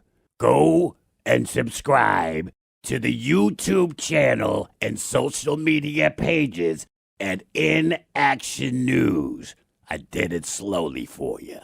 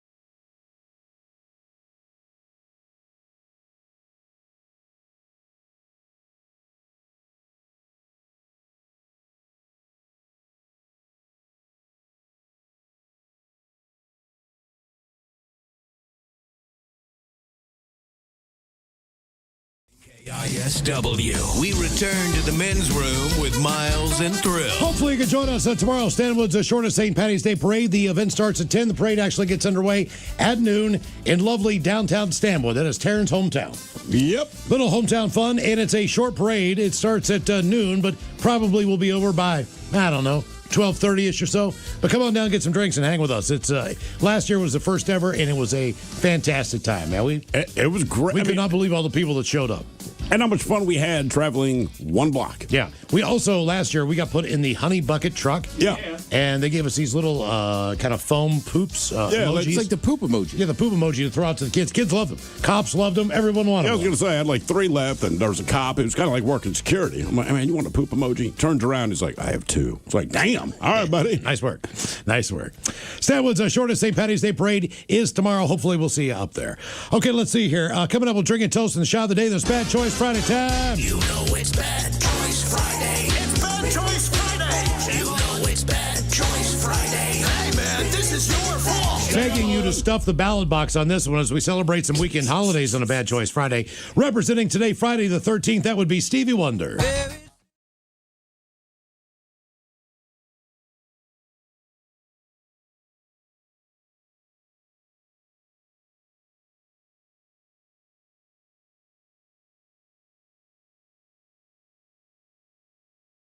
Pie Day, representing the number 314, as in March the 14th. We celebrate with Warren.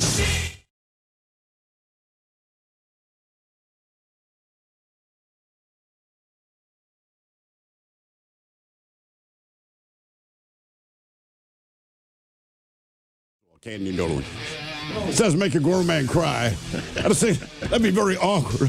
Stuff the ballot box now. Vote for Warrant. If you follow us on X and Mentor Live, has Warrant made any headway on my dollar bet? What do you think? I think it probably did. Okay. You think it works? You can think a lot of stuff. Okay. You want to see what it looks like? Not really. I just wanted you to tell me and give me an idea. Is it? Oh, no. It's super close, dude. Oh, thank you. Yeah. There you go. Well, it'll be Stevie Wonder or Warren coming up right after we drink and toast for the shot of the day. Please vote for Warren now if you follow us on X. Mentor Live. Let me keep those dollar bills. My cheddar. She's close. It's close. Super close, right? Super close. It happens to guys all the time, sure. Super close. Whatever you got to believe. Yeah, you have a chance to win this game. Thanks. Let's get out there and do it, boys. Do we have time for a few emails to the men's room at KISW.com? You've got mail. You've got mail. If you want a question about the weather, Old Bachola's the worst weather I've experienced. May 3rd, 1999 in Moore, Oklahoma. We had an F5 tornado. Look up the images on Google. They are crazy. That from Robert. I'll tell you what, the tornadoes that went through Michigan this past week were, I did not know tornadoes went through Michigan this past week. It was bad. A bunch of people were passed on. Probably. How 6 do or I 7. miss all of this? Jesus. Well, I always try to read the happy news. Yeah, well, clearly. You're reading stuff for Who Sucks Less. Yeah. Bachola's listening to you guys on the Odyssey app while carrying mail right now in Phoenix. I can confirm that it is currently 90 degrees here, and my truck has no AC. Still better than driving one of these 26-year-old trucks in the snow. Has no AC, for sure. Guys, 2010, I was in Charleston, South Carolina during monsoon season. 85 degrees, and it rained 2.5 inches in an hour. Damn. Watched a VW bug float by my hotel room. Best time having beers in the covered hotel garden area ever. Yeah, I guess if you're watching the destruction of other people's property, a lot more fun. Well, the times I've been to Hawaii, it's always rained. It rains in the afternoon or whatever. And there is something pretty cool about just taking all your stuff and going to the pool bar and sitting underneath the grass hut. Yeah. Just having beers while it pours down right outside because it's still warm. Still warm, And then when it stops, you just go out there and you wipe your chair down and I was going to say, last get back time to it. I was in Charleston. We were out of the island of Palms, like a barrier island. Yeah. But same thing. These you could like clockwork. Thunderstorms come in at like 4 or 5 every day. All right. And then by Miles is right. You sit on your covered deck, eat your dinner, play beer pong, right? Get the fans going. Then it stops around 8. You go to the bars. Yep. Aloha, gentlemen, listening on the app Odyssey-wise. My neighborhood on Maui is expecting 13 inches of rain by midnight tonight. Oh, my God. Or 3 a.m. our time.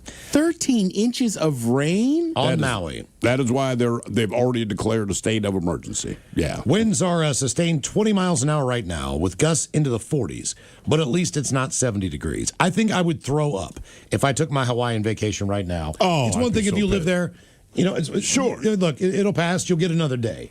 But when it comes to, you take that week vacation, you're basically there for 5 days total. And that's part of your whole experience. And you're getting a state of emergency, the risk of flash flooding, 13 inches of rain by 3 a.m. That is insane. Yeah. That's why when I went to Kauai once, I was like, look, I'm never coming back here. I've basically seen all the things that I need to see.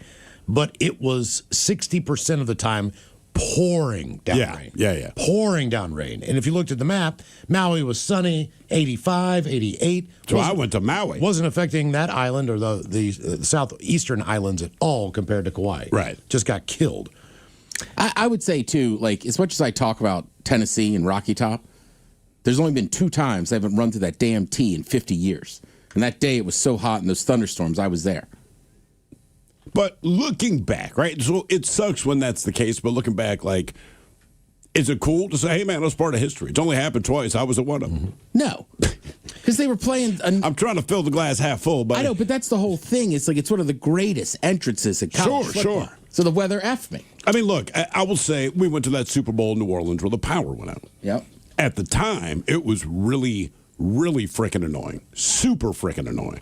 Now, enough time has passed, and when they bring it up, I'm like, oh, yeah, that's cool, man. I was there. Yeah. You're not there yet. It's all the Destiny's Child reunion. Big deal.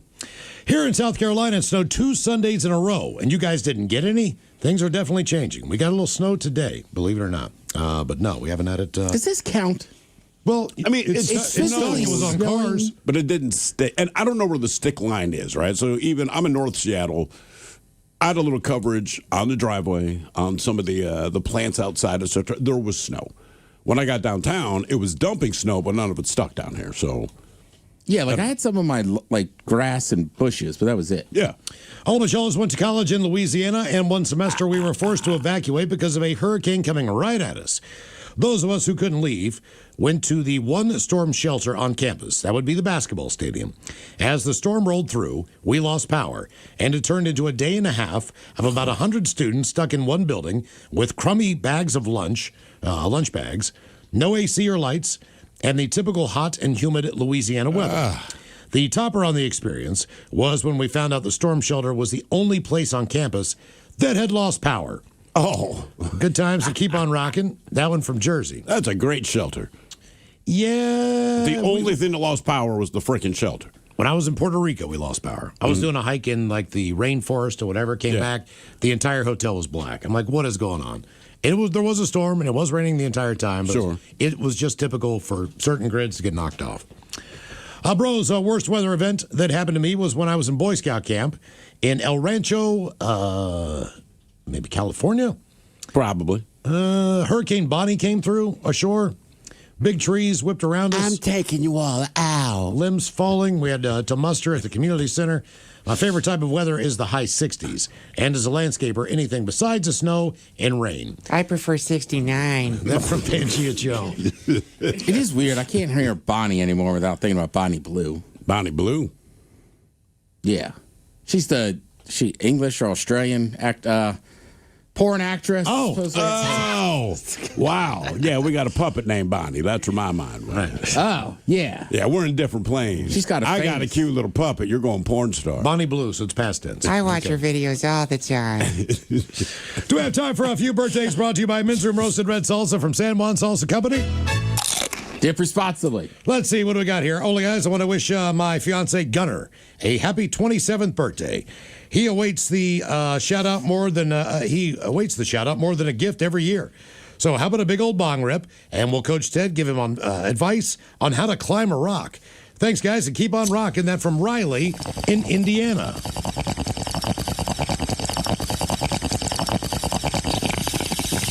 I came to the right place, Ted. Oh, yeah. First of all, Gunner, great name, great year. All right, how to climb a rock? Well, you need chalk, all right? I haven't done a lot of climbing, but those guys are always chalked up. You need tiny little shorts, carabiners, rope, and weird shoes. You got to kind of be athletic, go hand, foot. Something like that. I know as much as you do, clearly. Yeah. Tiny keep shorts, very important. Keep that chalk bag in the back. Yeah. Put your hand in there, chalk up. Growing up in West Virginia, they didn't have climbing shoes, so everyone who climbed wore wrestling shoes. Because they were the kind of same kind of foot forming kind of deal, but with the rubber on the bottom. Correct. Yep. They're uncomfortable. Wrestling shoes? No, the climbing shoes. My brother-in-law and I used to do bouldering, I believe is what it's called. There's a gym over in Bellevue, and that's rock climbing without ropes. Okay. So they just have a big old cushion underneath you, and they don't go above a certain level. And yeah, we got the shoes, and they shove your doggone toes in on each other. How did you do? Point in? I did decently well, to be honest with you. After a while, yeah, they do point in, so you get a little toe on there, and I built decent muscles, but then we quit going because my brother-in-law got into a car accident on the way back. It was like, and then he guffed up his knee, so then we just quit going. Oh, aloha, you degenerates. Shout out to Melissa, pronounced misread on her birthday today. Can she get the captain to tell her about all the stories he has in dealing with, as the lovely Taryn puts it, crab meat? And Coke Ted on how to properly Irish exit after experiencing said crab meat. Tally-ho, guys. That from Bacon. Ooh, well, ahoy there. Frankly, the last time the old Capitan had crab meat, I didn't know that's what I was doing. Let's just say I had an evening of ill repute with the Chiquita Banana Lady. The following morning, well, next thing you know, I have a persistent itch in my flavor saver. And that's when I realized that perhaps I'd eaten some crab meat the night before. Crunch berries.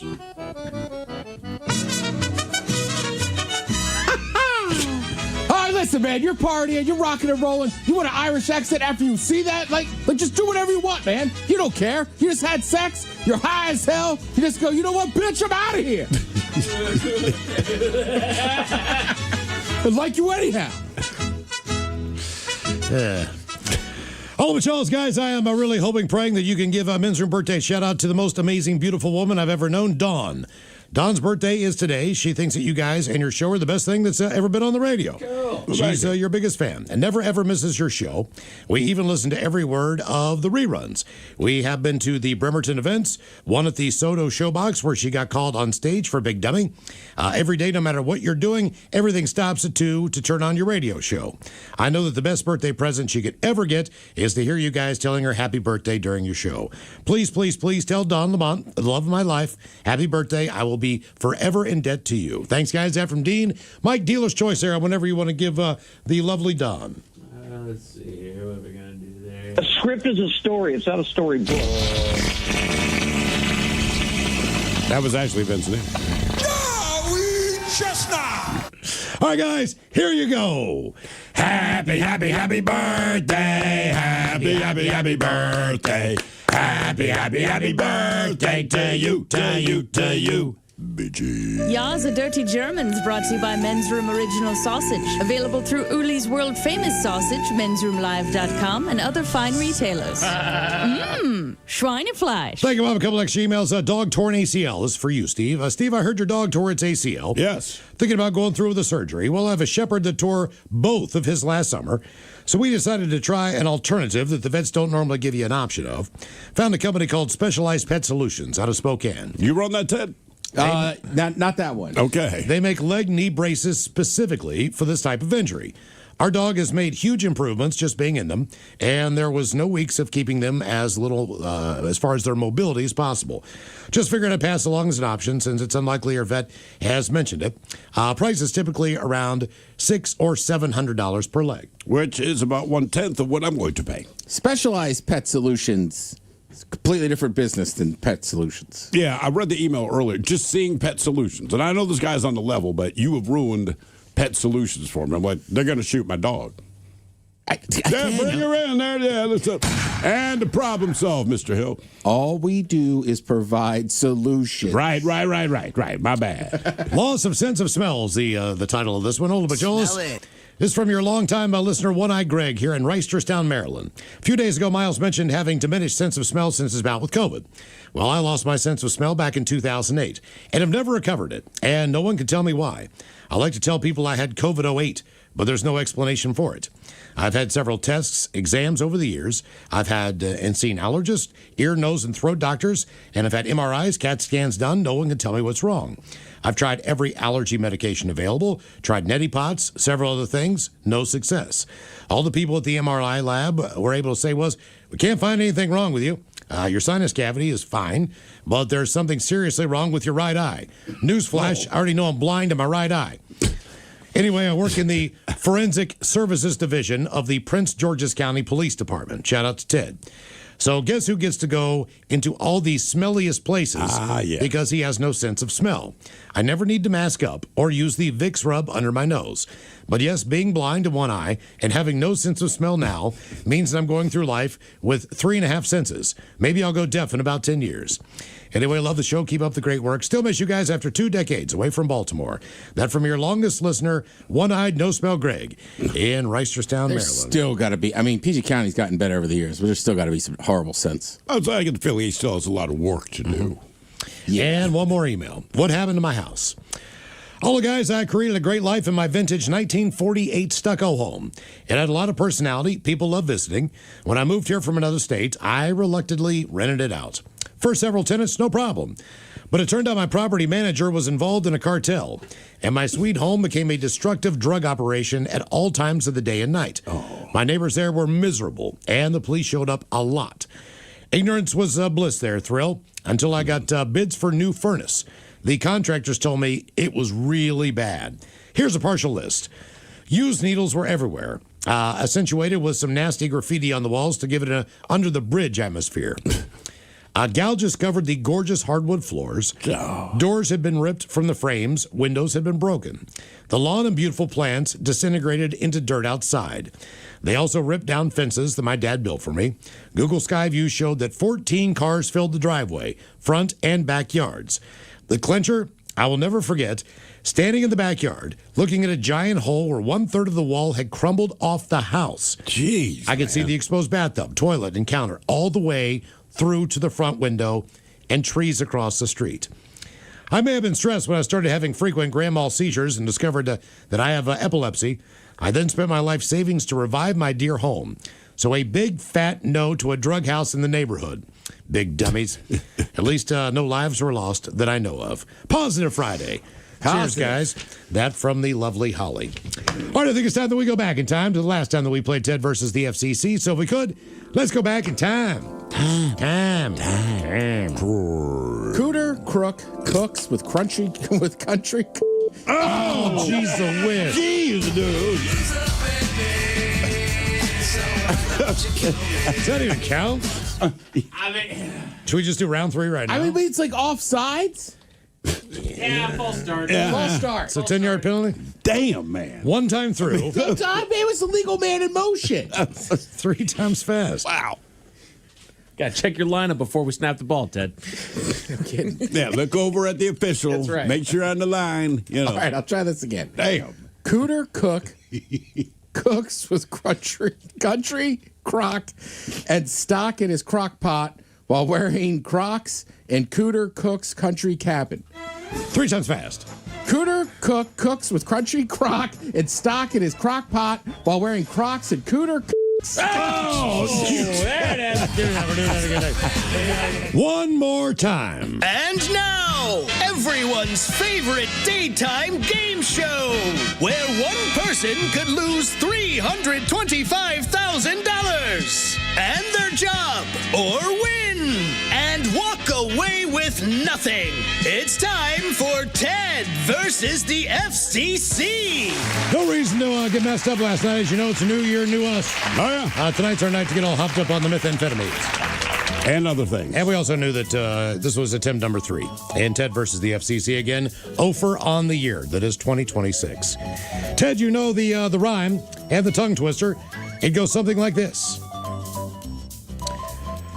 Cooter Cook cooks with country crock and stock in his crock pot while wearing Crocs in Cooter Coot's country cabin. Way we do Ted versus the FCC. 1 time through, 3 times fast. All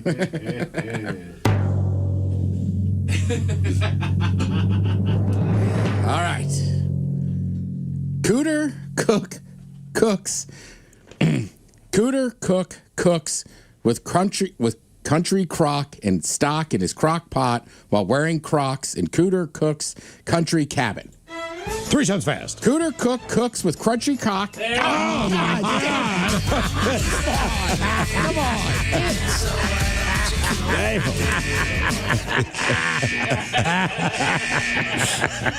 It's like driving and you see the pothole, but you still go right for it. I heard you. There it is. That was something. Okay, another one in the lost column, and Ted versus the FCC. Oh. Look out. Coming up at 5:08, we'll drink a toast with a shot of the day. You are listening to The Men's Room.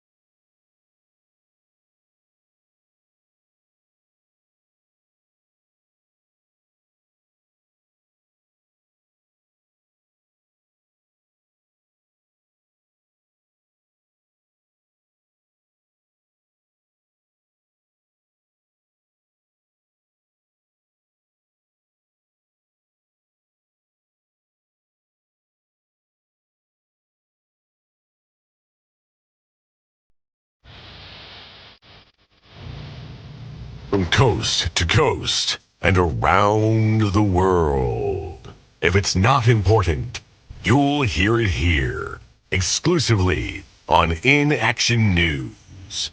Here now are Stone Ledbetter and Felix Foxworthy. Tonight, Lady Liberty wants to change her pronoun. But first, culinary experts are predicting new food trends this year, starting with functional food duos, a focus on pairing protein with fiber for maximum health benefits, such as whey-packed oat snacks or chickpea pasta. Yeah, I'm going to take a hard pass on that one, Playboy. Okay, well, the food experts are also predicting global flavors and fusion. They say continued growth in South Asia, Turkish, Levantine, and new wave Japanese cuisines will be the new in thing. Okay, that sounds good. Was that your stomach? Yeah, man, that sounds good, and I'm hungry. Why didn't you eat anything? I went to the office fridge, man, but somebody already ate your lunch. I did, Felix. I ate my lunch. And what am I supposed to eat? Your own lunch! But I always steal and eat your lunch. I know that! I've asked you not to! Yeah, you really have, man, but we both know I don't listen. Now you've gone and eaten your lunch, and I'm sitting here getting hangry. Hangry? It's a combination of anger and hunger, Stone. I know what hangry is, Felix. I'm hangry every day because you keep eating my lunch. I'm asking you why you are hangry. Why wouldn't you just bring in your own lunch for a change? Okay, I didn't know I needed to, man. Now I'm hungry. I could eat a horse.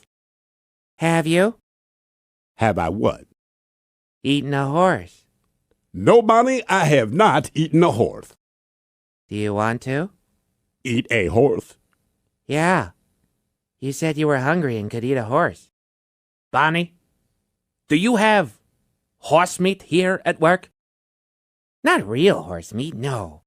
I have plant-based imitation horse meat. Plant-based imitation horse meat? Like Impossible Burgers? Yeah, but instead of Impossible, our company name is I Can't Believe It's Not. Like, I can't believe it's not butter. Yeah, but they only make their butter. My company has I Can't Believe It's Not Horse.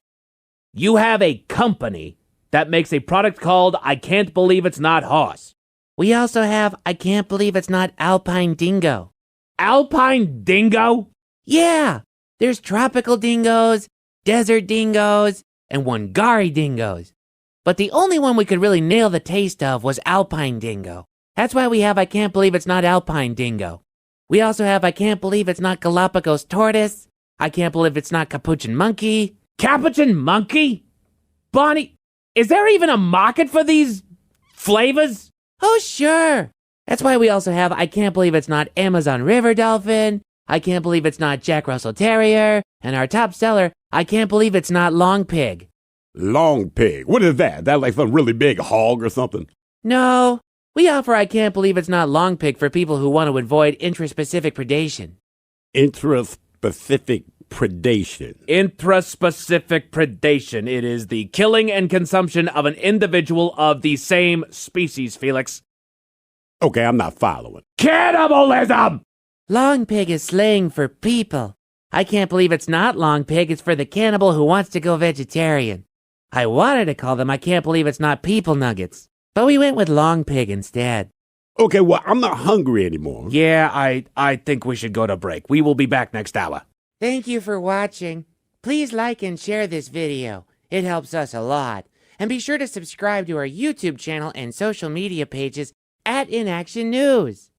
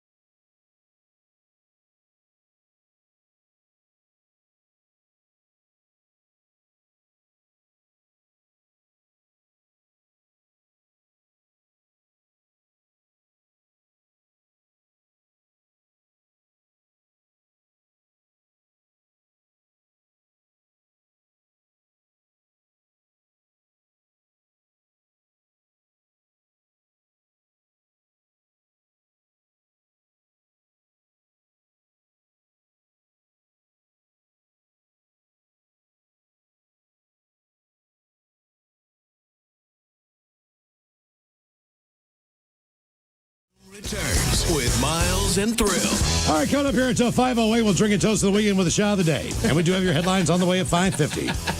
But first, quick check out with Mike Hogg at some of the stories and headlines he is not working on. Well, thank you, Miles. Tooth Fairy numbers are in. Tooth Fairy numbers are in. The price of teeth has increased another 17% in the last year. Jesus. 17%. Everything's getting more expensive. Like gas, man. It's insane. Is that because of oil prices? A little bit, Enamel prices. Yeah, they've gone up. They've gone up, man. Right? Well, the Tooth Fairy's going to make bank. He corners the market. Yeah. I mean, they're going to start taking crypto soon. Ooh. Now leave a little note under your pillow, like, put this in crypto. Robux. Right. You leave your little square under there. What was it, like just shy of $6 a tooth now? I think it's like $5.74 on average. Damn, man. And where was it? That was like Michigan. You don't want to lose your teeth in Michigan, or more importantly, you don't want your kids to lose their teeth in Michigan because she's paying out like doggone $7.75. I mean, in the kids' defense, in Tooth Fairy's defense, it is. I mean, we used to get like $1. Maybe I always got change, but you could still buy a soda for $1 out of a machine, Mike. Yeah, these are facts, right? God, can you imagine if they actually come collect on that? You guys earn more from the Tooth Fairy if you look at the numbers. Like, well, yeah. Start leaving gift cards. Tooth Fairy's profession did not change. No, not at all. She's just being forced to pay out more. Well, you still got to travel, man. Price of travel does not go down. It's like I've been saying for years, man. If you want to know what's going on in the world, keep your eye on toothflation. Toothflation. That's true. You've been saying this since I met you. Yeah, I know, right? All those years ago. Right? I knew it was coming. Here's a fun fact. Colorectal cancer has just taken the top cancer killer spot for Americans under the age of 50. Wonder if that'll change the colonoscopy directive. Probably. Oh. So maybe 40 now. Right? I mean, if it look what happened. Look what happened to the beak.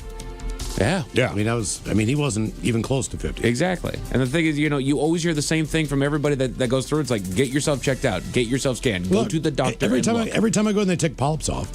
Yeah. Castle went in, they took polyps off. I mean, it's just one of those things. But if you don't get those things out, yeah, that's what turns into. Then it manifests into. It could. Don't freak me out, Miles, because I ain't had one yet, so I don't know what's in there.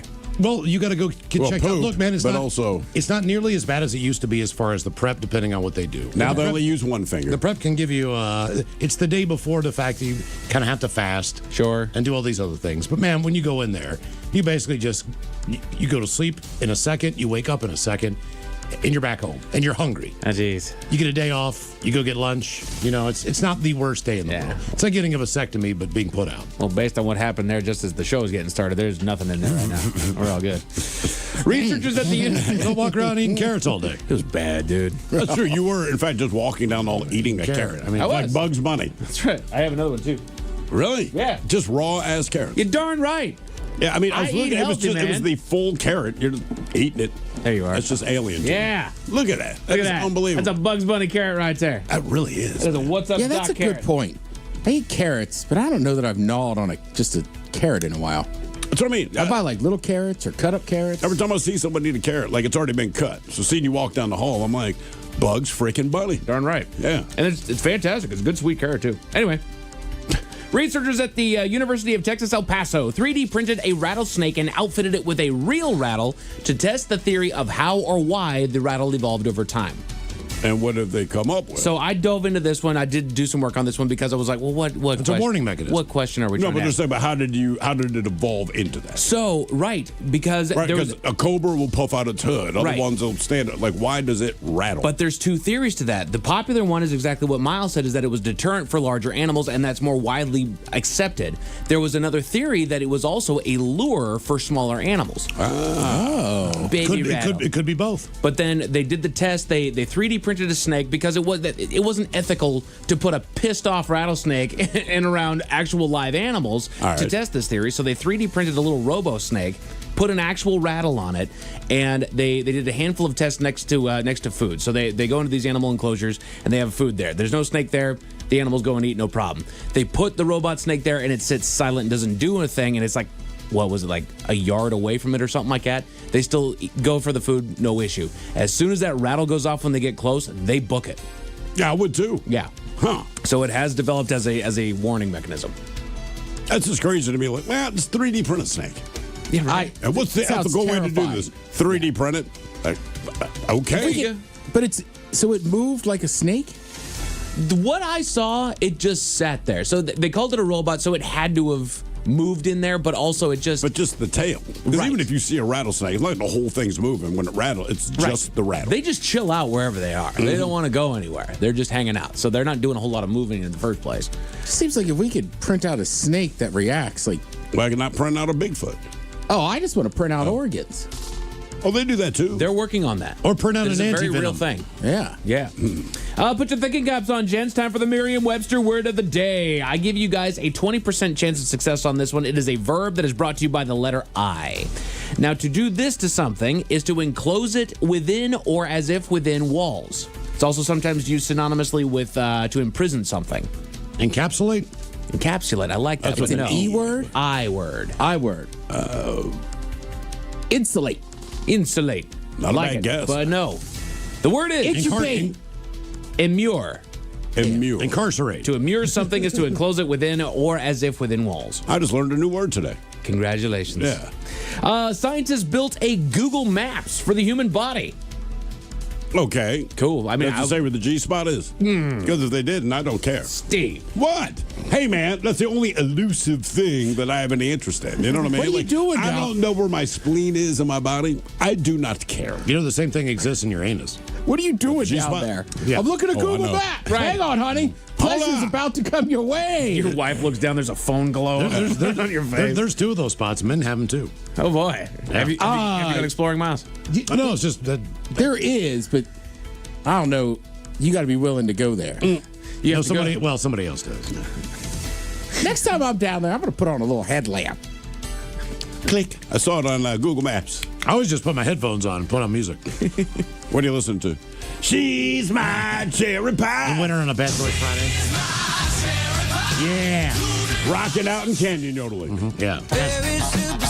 Oh, yeah, it's a better groove, Put man. on Cat Scratch Fever from Nugent. Oh, Lordy. Scratch fever. Hold on, let me get my light, my hard hat. According to a new study, AI doesn't just help us write, but it might be quietly reshaping how we think. Working in a coal mine. Got it, Miles. How we think? I want you to have I've been working in a coal mine. I want you to have like a little bucket of soot next to the end of the bed. Somebody sleep. Next time you do that, I want you to come up with a soot-covered face, like, oh. Oh, he was getting in there. Listen to the convoy. Break a burger one time. It would be funny if you still live with roommates. You know, there's the old thing like you put like a sock on the door or something. Yeah. Like, ooh, he's got the hard hat on the handle. Look out. He must be going to town. Oh, he got the headlamp on. Oh. What's in your lunch pail? A vibrator. What about you? Just a thermos with milk? Hey. Whoa, weirdo. Oh, yeah. You know, tomorrow is Pie Day. I celebrate it differently. Getting face deep. Half off. Ultra-processed foods have been linked to lower bone density. They're linked to everything. They link them to anything positive. Between that and plastic, let's just, Hey, let me save you the research. What kind of food you say? Ultra-processed foods. Right. They taste good. That's it. You know what? They're terrible. The Men's Room Top 10. The Men's Room Top 10.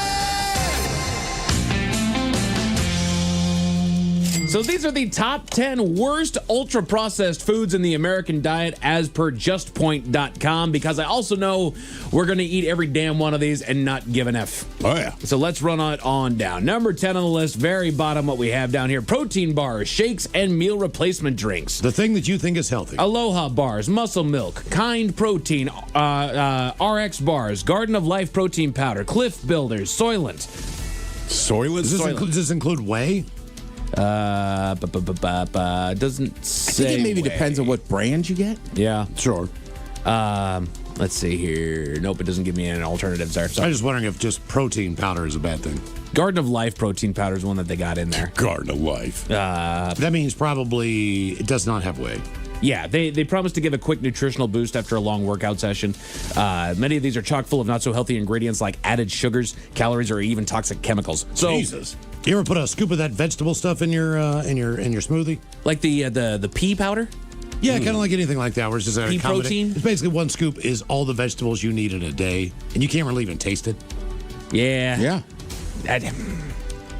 I prefer just to eat it naturally. I don't know why. See, I'd rather have a scoop of fiber than have to worry about that. Scoop of vegetables. Just drink it and get it over with, than eat a hot dog. Plant-based fake meats. Meat substitutes are made of plants or mushrooms. They're engineered to look and taste like real meat, but instead contain plant proteins like soy, peas, and wheat gluten, along with artificial flavorings, added fats, industrial seed oils, and sodium. They're talking Beyond, Impossible, Tofurkey, Pan's mushroom jerky. I wonder if it's just better just to eat meat. It would. So the thing is, if you're a vegetarian and you're just not eating meat, then that stuff's fine. It doesn't matter what the rest they put in there. But if you're doing it because you think it's healthy, it's like, look, at the point that they make it even taste reasonably like a burger, something weird has happened. They say the consensus is that plant-based meats can provide good nutritional value, but could benefit from reduced salt, fat, and sugar content. So again, just take a gander at what it is that you're grabbing, and if it tastes good, it's bad for you. Pretty much, and But I mean, as far as that Impossible stuff, look, the reason they add all of that is so that it tastes closer to the meat that you want to be eating. Well, I think it's just a good theory on life. What's that? If it tastes really good, it's probably bad for you. If it tastes really bad, it's probably good for you. Well, and having dipped my toes in it, the thing that made me angry about it was, it tastes like real meat. No, it doesn't. Stop trying to make it taste like real meat, because all you're trying to do is push people right back into the arena that you didn't want them in the first place. Just say it tastes good. Right. So someone like me, a thrill. You should eat vegetables. We've made these. Right. You can stomach this stuff. I think that would be the better sell. For those of you out there, whether it's kids, grown-ass people like myself, really, you hate But vegetables. there's no reason to and eat won't vegetables if they're ultra-processed.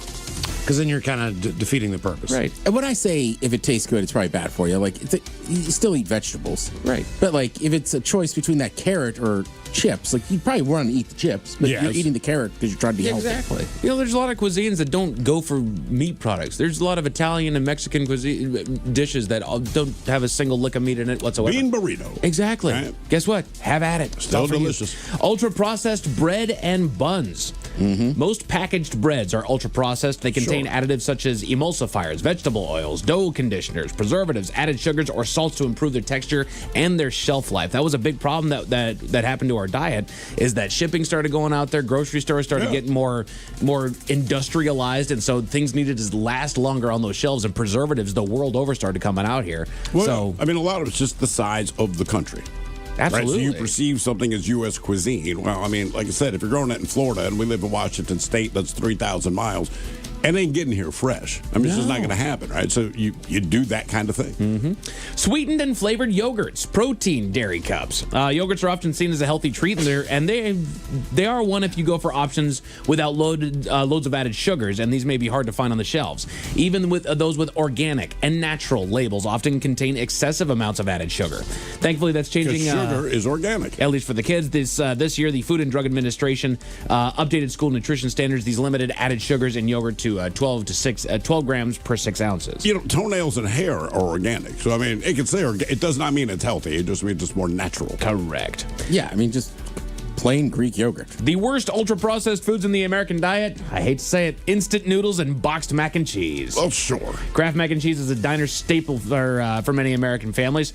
With 1 million boxes sold daily. Damn. Let's see here. Well, you get some good nutrients like protein, fibers, calcium, and iron. The added sugar and sodium combined with other consumed foods can be too high for a balanced diet. Honestly, if you look at it and you look at something you think, no, there's no sugar in this, and you see sugars in it, don't get it. Yeah. It's not good sugar that you're finding in there. That's a good point. Frozen TV dinners and microwave meals. This sucks. Well, I was going to say, those are like, I still love instant ramen, but I mean, I bet I have it once a year. Frozen meals are a convenient way to get food on the table after a long day, but many of the ready-to-eat dinners are also one of the worst ultra-processed foods in terms of sodium content. For example, the popular Hungry Man roasted carved white meat turkey meal. Sounds good, right? It's turkey meat. Sure. 400 calories, 1,300 milligrams of sodium, and 14 grams of sugar. More than a tablespoon of sugar in that. When's the last time you had a frozen meal? Frozen pizza would be the last one. And now, wait, frozen? I'm not counting frozen pizza or like frozen meatballs. They do.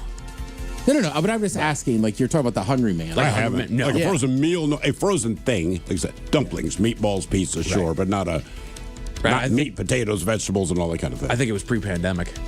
Yeah. Yeah, I just don't have it. Fast food burgers, nuggets, and breakfast sandwiches. Whoa, yeah. Color me shocked.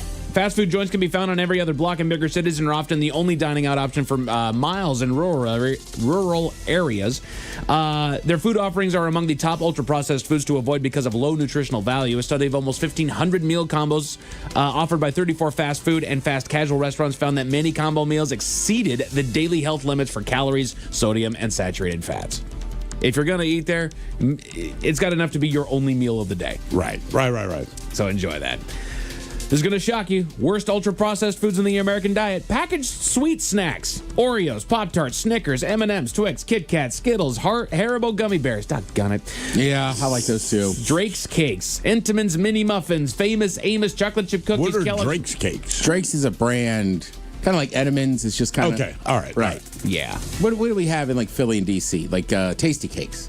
Yep. So I think Drake's is mainly like New York, Jersey. I got you. Okay. Gotcha. That's what it looks like. It's another Hostess knockoff. Well, I shouldn't say knockoff. That's not right. Alternative. Knockoff. It's crap. It's only one king of the hill, and it's Hostess in Mike's world. Miles, what are you drinking over there, man? I'm not. You not? Oh, did you have... Okay, must be gone. In my Mountain Dew, zero? Yeah, sugary soft drinks and energy drinks. Zero health. Well, zero sugar, right? Just more crap. Soft drinks, sodas, iced teas, sports drinks, fruit juices, canned coffee, and energy drinks are often marked as fun drinks, which helps explain why so many people reach for them daily. But here's what often gets missed. Most of these drinks count as sugar-sweetened beverages. They contain high doses of added sugars. Every drink's labeled natural or vitamin-enhanced often fall into this category as well. I mean, they're not lying. They're like, look, there's zero sugar. It is vitamin enhanced. Just everything else is garbage. But what they're saying is true. Yep. You got Coca-Cola here, Mountain Dew, Red Bull, Vitamin Water, Zero, Dunkin' Iced Coffee, Capri Suns, Arizona Iced Teas, Naked Green Machine, which I was stupid back in the day. I was like, oh, it's just a veggie smoothie. It's great for you. They show you on the label what goes, 5 bananas, 3 oranges, 4 strawberries. See, I keep a big jug of Arizona iced tea in my refrigerator, but it's unsweetened. But still, the other stuff, you take the sugar out, but isn't there still crap in there? Yeah. That's what I mean. It's all garbage in there, man. Yeah. All garbage. And then this should be tea. This is the number one of the worst ultra-processed foods. I hate it, boys. Processed meats. Well, yeah. Oh, like deli meats? There you go. Yep. Processed meat is any meat that has undergone smoking, curing, salting, or the addition of any chemical preservatives before landing on your table. Bacon, corned beef, chorizo, deli slices, ham, hot dogs, jerky, pastrami, pate, pepperoni, roast beef, salami, sausage. I eat them all. When my wife was pregnant, they said, look, obviously don't consume a lot of alcohol. The only food they brought up was deli meats. That was it. Like, look, man, if you want to eat the ramen, go ahead. And everything else you put on that list, they wouldn't say a word about. When it came to deli meats, they're like, lady, don't do it. When processed, these meats can form harmful compounds like nitrates, nitrites, and other toxic chemicals. These are as carcinogenic to humans as smoking tobacco or inhaling asbestos. Damn. So rip a cig. Moreover, processed meat Eat a carrot, rip a cig. Rich in calories, which can lead to weight gain. Excess body weight, in turn, increases the risk of developing 13 other types of cancer, as well as heart and vascular disease. And someone here on YouTube said, so everything that brings you joy. Got exactly. It. Yeah, pretty much. Yeah. Don't make food fun. You're going to anyway. I don't care. Of course you are. I am. A man in Florida was arrested after making 2 attempts to steal from a construction site, but you won't believe what he wanted to take, Miles. What are you trying to rip off there? Sorry, I'll bet it at 5:50. Thank you, sir. Headlines are coming up at 5:50. In the meantime, have we made it to the weekend and drinking time? Somebody out there deserves to be recognized. And the men's room knows just who it is. So to you, we say, bottoms up, sailor. You're the toast of our shot of the day. Drink time it is, and as usual, we head to the drink desk and Steve at Thrill Hill to find out who we're toasting. Yes, indeed. And today we toast 42-year-old Tommy Lynch of Derbyshire, England. Now, earlier this week, Tommy woke up, went to work, and when he got there, he freaked out his coworker because Tommy's skin was blue. Ooh. So the coworkers, they say, had to convince Tommy to go to the emergency room again because his skin was blue. And when he got to the hospital, he was immediately put on oxygen, and as he says, surrounded by 10 doctors, once again, because he's blue. So when they went to take his blood, they swabbed part of his arm. And then the swab turned blue. And that's when Tony got very embarrassed and realized what the problem was and told him, hey, guys, call it all off. Turns out that he'd become Smurf-colored because he'd slept on a new set of blue sheets that someone had bought for him. He didn't wash the sheets before he put them on the bed. He did not wash the sheets first. Basically sweated into the sheet. He did not realize he was blue. The co-worker saw it, and he was not piecing that together until they finally did the swap. But he said when he got to the hospital, man, as soon as they looked at him, they're like, you need oxygen, a bunch of doctors, and yeah, it was just the dye from his bed sheets. So we pour this booze and we drink this booze because we think it's yummy. Yummy. So over the tongue and down the throat to party in our tummies. Down the hola bichola. All right, your winner on a Bad Choice Friday coming up next.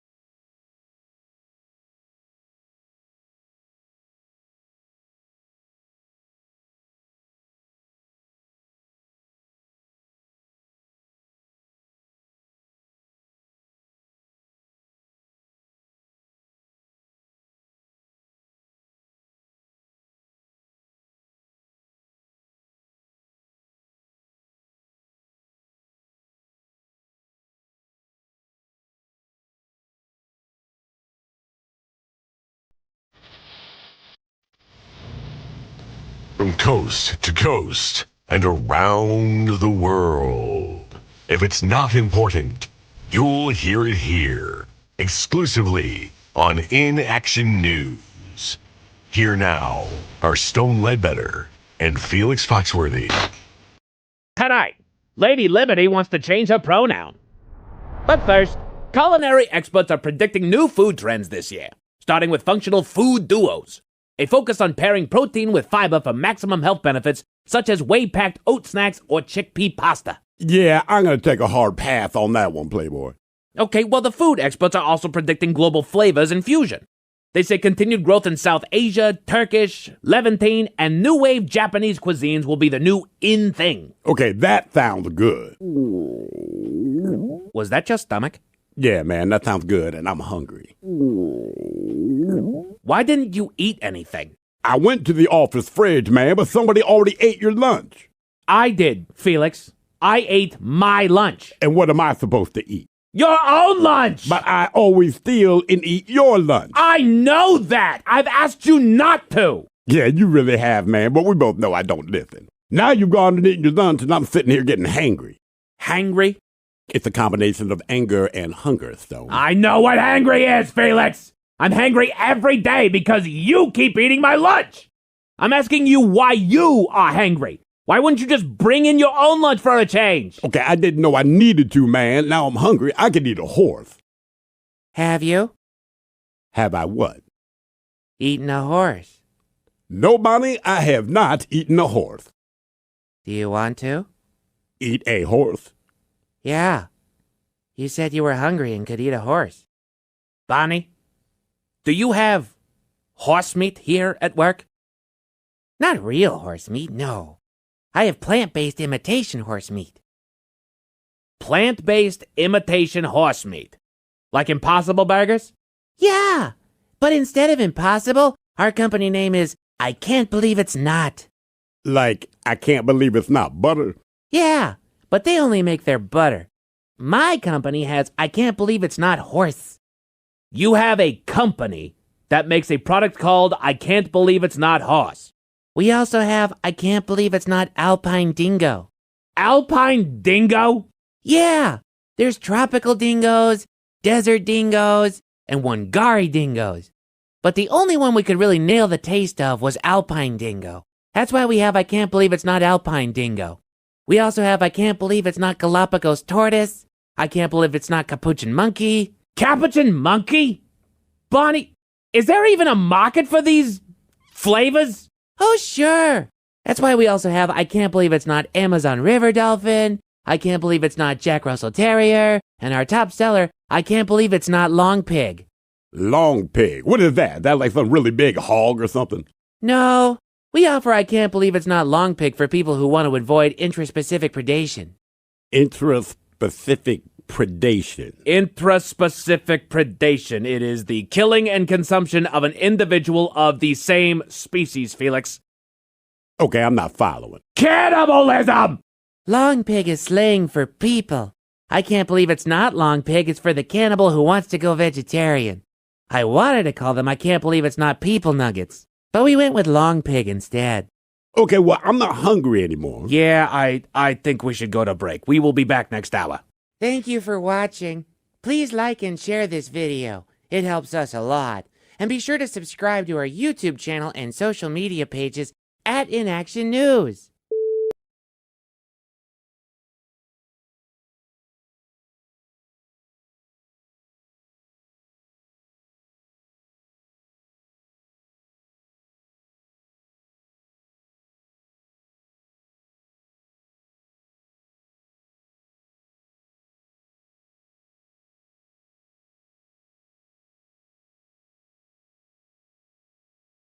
It's Bad Choice Friday. You know it's Bad Choice Friday. Hey, man, this is your fault. Come on.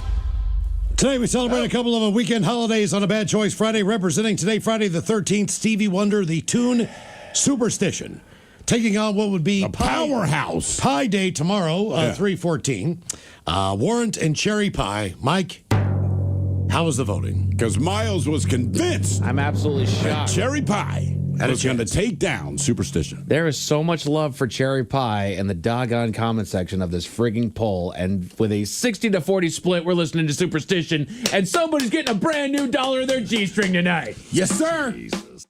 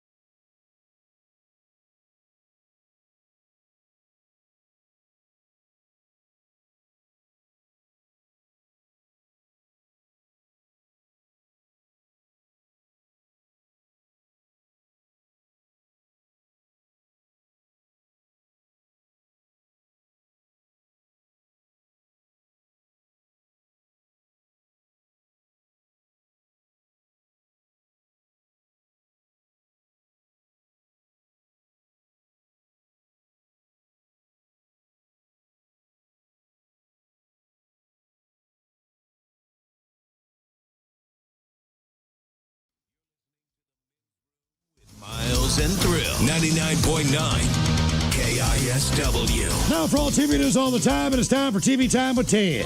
And now, because your pathetic life is confined to countless hours in front of a talking box, the Men's Room presents TV Time with Ted. Should have looked at my list. I didn't know how many I had.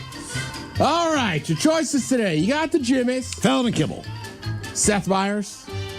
Colbert. Steven. Or Ted Smith. Is it Ted or is it late? It is right there. The title is guys have teams and talents and writers help them come up with monologues each and every night. It is up to you to determine, is this an actual late night joke and from whom, or could it be a The Ted Smith original? Scientists say bees can breathe underneath water for a week. I know mine can. The conclusions were reached by Rick, who just likes drowning things. Colbert. Ted Smith. Colbert. Bees can breathe underwater for a week, scientists have discovered. The conclusions were reached by Rick, who just likes drowning things. There's a new TikTok trend where runners are taking Ziploc bags with heavy whipping cream and salt on their runs and making butter. You thought your coworker who ran a marathon was annoying? Wait until you meet a guy who churns butter while he's running. Where do they put that? Fallon. Yeah, Fallon. It is Fallon. Hey, have you guys heard about this? There's a new TikTok trend where runners are taking Ziploc bags filled with heavy cream and salt on their runs and making butter. You thought your coworker who ran a marathon was annoying. Wait until you meet a guy who churns butter while running. I don't know. Yeah, I mean, I don't even know how to respond. If you told me the butter, it was all... It's marathon butter. Right, it was pressed against your body. I don't know if I want that butter. I would not. Unless she's hot. Then I would. A Triceratops skeleton is going on auction next week and is expected to sell for $4 million. No! Said Nick Cage's accountant. The Ted Smith. Yes. Seth Meyers. A Triceratops skeleton will go up for auction next week and is expected to sell for more than $4 million. No! Said Nick Cage's accountant. A fox was discovered aboard a cargo ship that traveled from England to New York before taking it to the Bronx Zoo. Classic America. Fox gets here and he's already in jail. That's Ted Smith. The Ted Smith. That is me. Good one. Good Yeah. one. Yeah. You like jailing people. Oh, yeah, we'll take it to the zoo. No offense. When you go to the zoo, seeing a fox excites absolutely no one. Plus, honestly, I don't know, let him loose. It's an English fox. Yeah. Hello, Mike. I kind of get excited when I see a fox. At the zoo? No. That's my point, right? If you see it in the wild, you go, cool. At the zoo, really? All right. Mussolini's granddaughter will be on Celebrity Big Brother Italy. This is the weirdest combo of dictator descendants on a reality competition since Survivor was won by Brenda Hitler. Colbert. No, Seth. Let's Colbert. Benito Mussolini's granddaughter will compete on Celebrity Big Brother in Italy. It is the weirdest combo of dictator's descendant in reality competition since Survivor was won by Brenda Hitler. Mike, what are we doing Sunday? Going to the Oscars, baby. Oscar party. You know how it is. Again, limo will be there around 12:30. And do a little pre-gaming. You're living it up this weekend, man. Your pie party tomorrow. We talk math and eat pie. Then Oscar party. Well, don't forget, I'll also be in Stanwood for the parade at noon. There's that, too. Yeah, that'll be fun. And then I got to go to the big pie get-together and talk math. And then, Mike and I got to put on our tuxes, drink champagne, have caviar, all the stuff And you can ask Mike, how was that movie? Well, this is when I learned what movies I should probably check out. I mean, I go with the Golden Globes. Oscars a little too stuffy for me. Golden Globes, I go, all right, I'll check it out. Now, as most of you know, most of the people going to the Oscars are already pretty rich. Mm-hmm. But it's kind of interesting. They also get gift bags. I know. They do at the Grammys. Typically, most of those award ceremonies do offer you a parting gift. So here's the deal. The gift bag at the Oscars, not everybody gets one. Mostly it's just the very important people. So like Chalamet, DiCaprio, Michael B. Jordan, Kate Hudson. You could go on and on. So nominees, I guess? Delroy Lindo. I guess Emma Stone, Tiana Taylor. But the gift bag's worth, what do you think? I'll say 50. 50 what? Say 50,000. 450,000. $350,000. 350. Jesus. God damn, man. So you're probably wondering, what's included in there anymore? Yeah. By the way, the Oscars don't give out the bags anymore. It's an independent thing done by a company. Okay. And look, they admit it. It's like the rich get richer. Yeah, so sometimes, like if you're on Price is Right, and let's say you win a new car. Now, if you take that car, you need to pay taxes on it, even though you won it. Same as a gift. So I'm assuming when you take this $350,000 gift bag, that it's going to be taxed the same way. So you could take it. Maybe. I don't know. But wouldn't you have to pay taxes on those items if they're over a certain amount of money? But it's a gift. It's not something you won. It's a gift. I don't know what the differential would be, but if I go and you're not it's not okay, a spouse. I don't know. I really don't know. Also, you're thinking of like a normal person. Right. Like, look at that list. Those are all millionaires. Yeah. Mm-hmm. But do you want the stuff in the bag? I think you do. Number 1 on the list they put here, high potency cannabis products. Yep. Okay. Yep. If I open a gift bag and there's edibles in there, I need eating them then. High potency. But these are high potency. Yeah. Yeah. But I'm guessing they're edible. I don't know. If you get gifted an edible, it's always awesome. Reminder, tomorrow, Stanwood. Shortest parade. Just saying, people. A gold-plated gold-plated cold storage cryptocurrency wallet.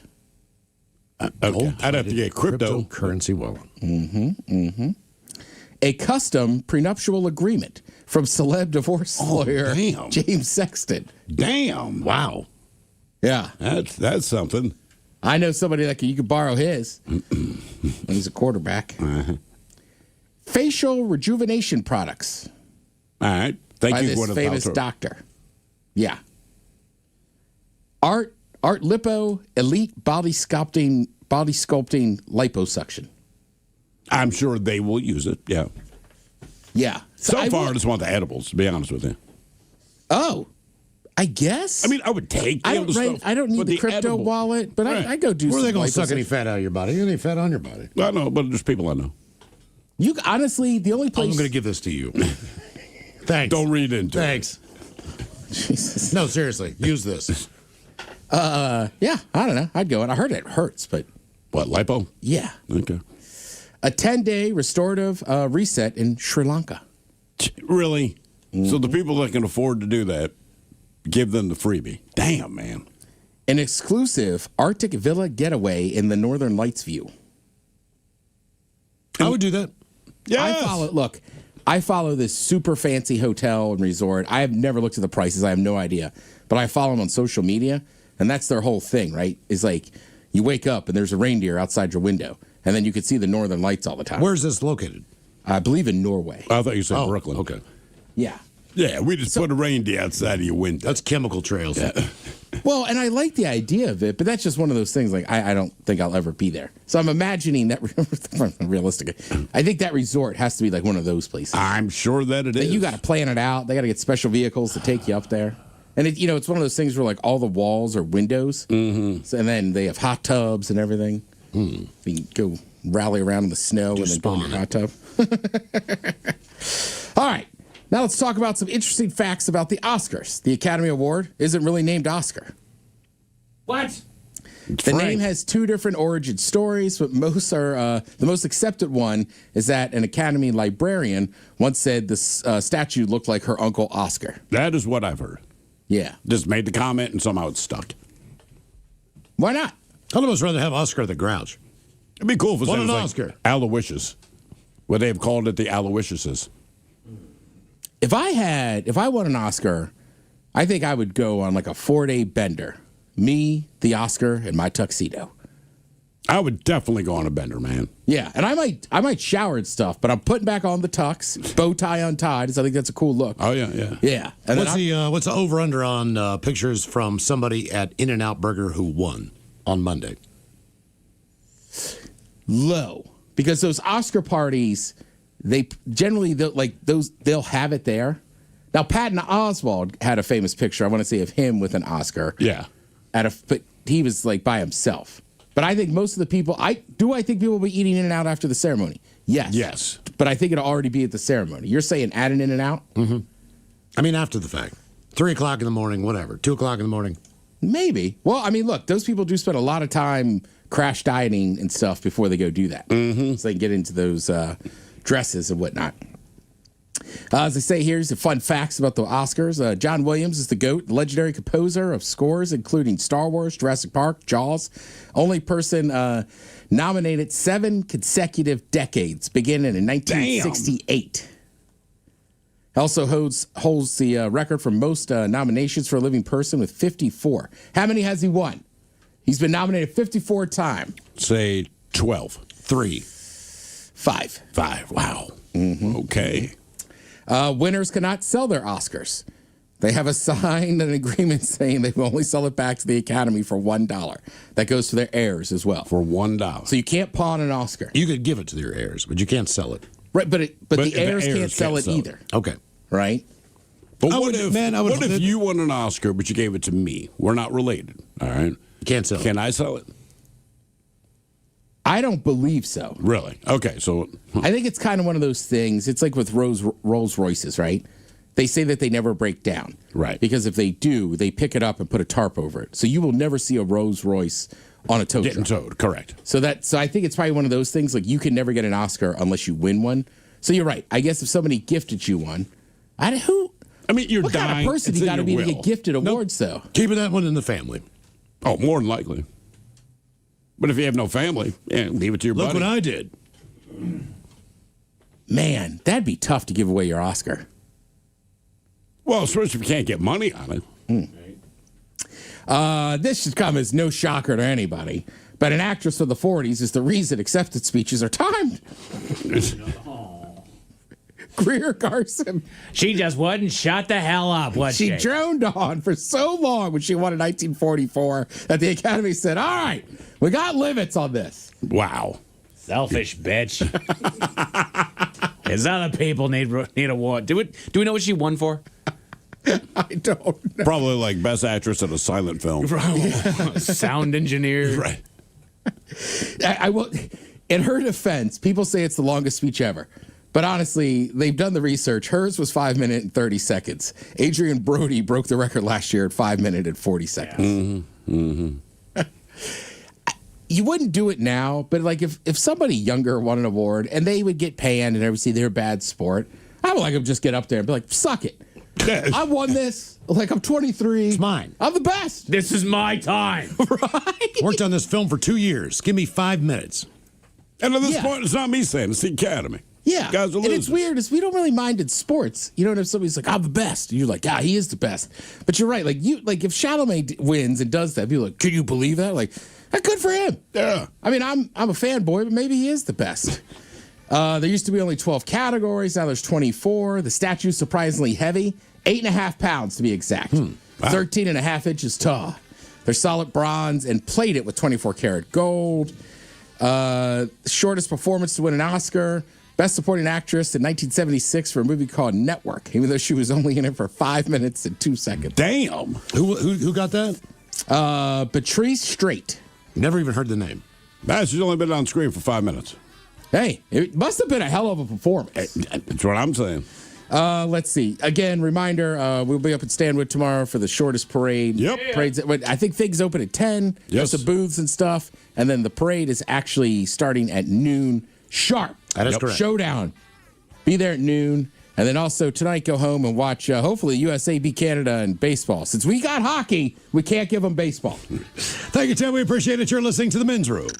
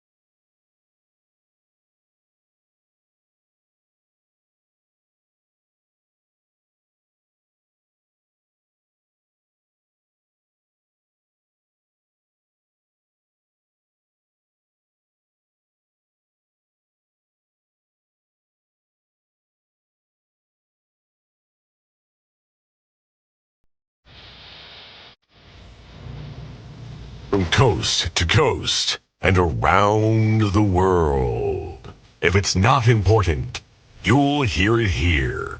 Exclusively on Inaction News. Here now are Stone Ledbetter and Felix Foxworthy. Tonight, Lady Liberty wants to change her pronoun. But first, culinary experts are predicting new food trends this year, starting with functional food duos, a focus on pairing protein with fiber for maximum health benefits, such as whey-packed oat snacks or chickpea pasta. Yeah, I'm going to take a hard pass on that one, Playboy. Okay, well, the food experts are also predicting global flavors and fusion. They say continued growth in South Asia, Turkish, Levantine, and new wave Japanese cuisines will be the new in thing. Okay, that sounds good. Was that your stomach? Yeah, man, that sounds good, and I'm hungry. Why didn't you eat anything? I went to the office fridge, man, but somebody already ate your lunch. I did, Felix. I ate my lunch. And what am I supposed to eat? Your own lunch! But I always steal and eat your lunch. I know that! I've asked you not to! Yeah, you really have, man, but we both know I don't listen. Now you've gone and eaten your lunch, and I'm sitting here getting hangry. Hangry? It's a combination of anger and hunger, Stone. I know what hangry is, Felix! I'm hangry every day because you keep eating my lunch! I'm asking you why you are hangry. Why wouldn't you just bring in your own lunch for a change? Okay, I didn't know I needed to, man. Now I'm hungry. I could eat a horse. Have you? Have I what? Eaten a horse. No, Bonnie, I have not eaten a horse. Do you want to? Eat a horse? Yeah. You said you were hungry and could eat a horse. Bonnie, do you have horse meat here at work? Not real horse meat, no. I have plant-based imitation horse meat. Plant-based imitation horse meat? Like Impossible Burgers? Yeah, but instead of Impossible, our company name is I Can't Believe It's Not. Like, I can't believe it's not butter? Yeah, but they only make their butter. My company has I Can't Believe It's Not Horse. You have a company that makes a product called I Can't Believe It's Not Horse. We also have I Can't Believe It's Not Alpine Dingo. Alpine Dingo? Yeah, there's tropical dingoes, desert dingoes, and Wangari dingoes. But the only one we could really nail the taste of was Alpine Dingo. That's why we have I Can't Believe It's Not Alpine Dingo. We also have I Can't Believe It's Not Galapagos Tortoise. I Can't Believe It's Not Capuchin Monkey. Capuchin Monkey? Bonnie, is there even a market for these flavors? Oh, sure. That's why we also have I Can't Believe It's Not Amazon River Dolphin. I Can't Believe It's Not Jack Russell Terrier. And our top seller, I Can't Believe It's Not Long Pig. Long pig? What is that? That like some really big hog or something? No. We offer I Can't Believe It's Not Long Pig for people who want to avoid intraspecific predation. Intraspecific predation. Intraspecific predation. It is the killing and consumption of an individual of the same species, Felix. Okay, I'm not following. Cannibalism! Long pig is slang for people. I Can't Believe It's Not Long Pig. It's for the cannibal who wants to go vegetarian. I wanted to call them I Can't Believe It's Not People Nuggets, but we went with Long Pig instead. Okay, well, I'm not hungry anymore. Yeah, I think we should go to break. We will be back next hour. From coast to coast and around the world. If it's not important, you'll hear it here. Exclusively on Inaction News. Here now are Stone Ledbetter and Felix Foxworthy. Did you know that in the United States, someone crashes their car 13 times every 60 seconds? Wait, what? Someone crashes their car 13 times every minute here in the United States. Well, damn, take the license. Well, they're car accidents, Felix. Exactly. They're not fit to drive, Stone. You've never been in a car accident. Of course I've been in a car accident. I've been in 3 car accidents in my entire life. Well, then you understand that accidents do happen. Yeah, about 3 times in a lifetime. But who crashes the car 13 times every 60 seconds? That is ridiculous, Stone, and I think the license should be taken away. Felix, Okay, it's not the same person crashing their car 13 times every minute. You literally said someone crashes a car 13 times every 60 seconds. I didn't mean one specific person, Felix. That's a statistic. Every 60 seconds, 13 different people have gotten into a car accident. Okay, that makes a lot more sense. Felix, I'm trying to do a public service announcement reminding people not to text and drive. Why do you always have to derail everything? My bad, Playboy. Yeah, everybody don't text and drive. Seriously, Sheldon, that's all you have to say. Please join us at Inaction News on all social media platforms, Facebook, Instagram, TikTok, and YouTube. Hello, everyone. This has been an Inaction News broadcast, a Comedia Dysfunction. Watch all Inaction News videos, new and old, on our YouTube channel, youtube.com/@inactionnews. And make sure you like and subscribe, man. And be sure to follow us on all your favorite social media platforms at Inaction News. Now, you can watch the Men's Room live on YouTube. Subscribe at KISW Rock. The Men's Room titillates your ears when you listen on the radio or Odyssey app. Teases your taste buds when enjoying Men's Room IPA. And now, you can watch the Men's Room live on YouTube. It's as close to actually being in the studio as you can get. Thanks to The Incident. Touch and smell unavailable. Find us on YouTube and subscribe at KISW Rock from Seattle's Sensory Annihilation Station.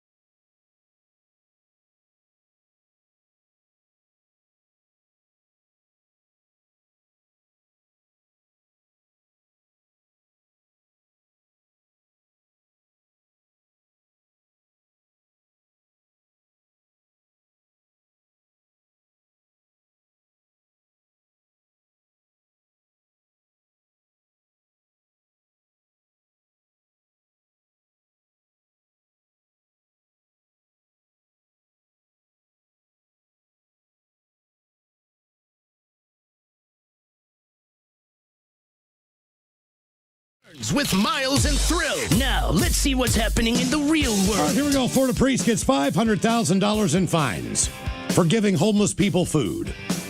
Meanwhile, a man takes a year and a half to park at every space in his local grocery store. Just being a dude. Florida man arrested after 2 attempts to steal a septic tank from a construction site. A man gets in for an oil change, and now his Corvette C8 is not right. And a Florida man is busted stealing $600,000 in onions and potatoes. It's time for headlines. Now, it's time to hit the headlines. Here's my cop. Our top story, we go to Florida, where one man really wanted a piece of equipment. Local police posted surveillance footage after receiving reports of a theft at a construction site. The footage shows a man in a Toyota Corolla attempting to steal a septic tank from the site. That's what he wanted to steal. A septic tank. Okay. Unfortunately, he was unable to maneuver the tank onto his car and eventually fled the scene when other cars started passing by. But he did return a few days later with a rented U-Haul truck and was able to load the septic tank onto the truck, as well as $2,500 worth of electrical pipe. He really wanted that septic tank that bad. Really did. He was eventually tracked down by detectives and arrested. He now faces several charges. He got himself into a mad bit of trouble on that one. He's in deep ass. There's got to be something. We're missing something with this, because I thought the same thing that you did. It's like it's a chunk of concrete. Yeah. What? What's the bit here? I do not know. Or he's just crazy. Right? Maybe he's just tired of paying sewer. I need a septic tank. I'm going to go pick one out of somebody's house. Yeah, man. Just run a pipe from my toilet. That should be pretty easy. Takes nothing. In other news, still in Florida, a man is facing 10 years in prison for doing a little grocery shopping.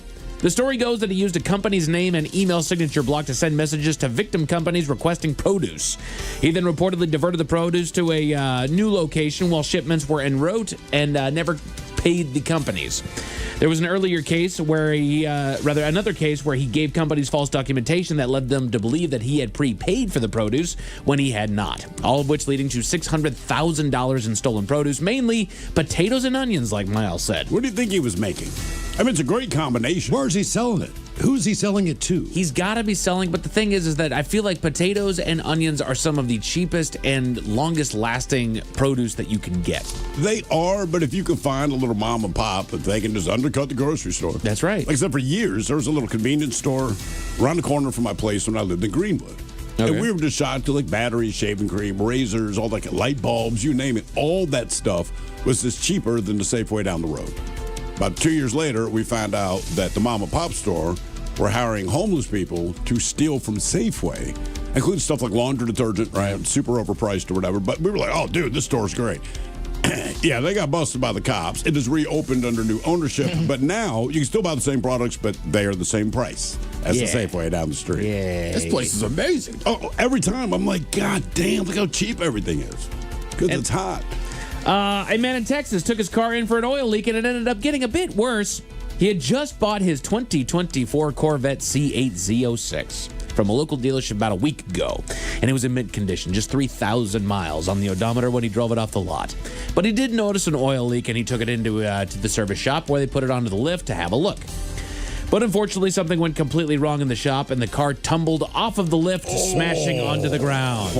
Oh, no. This, of course, turned the car into a total loss, and the compensation is now on the dealership.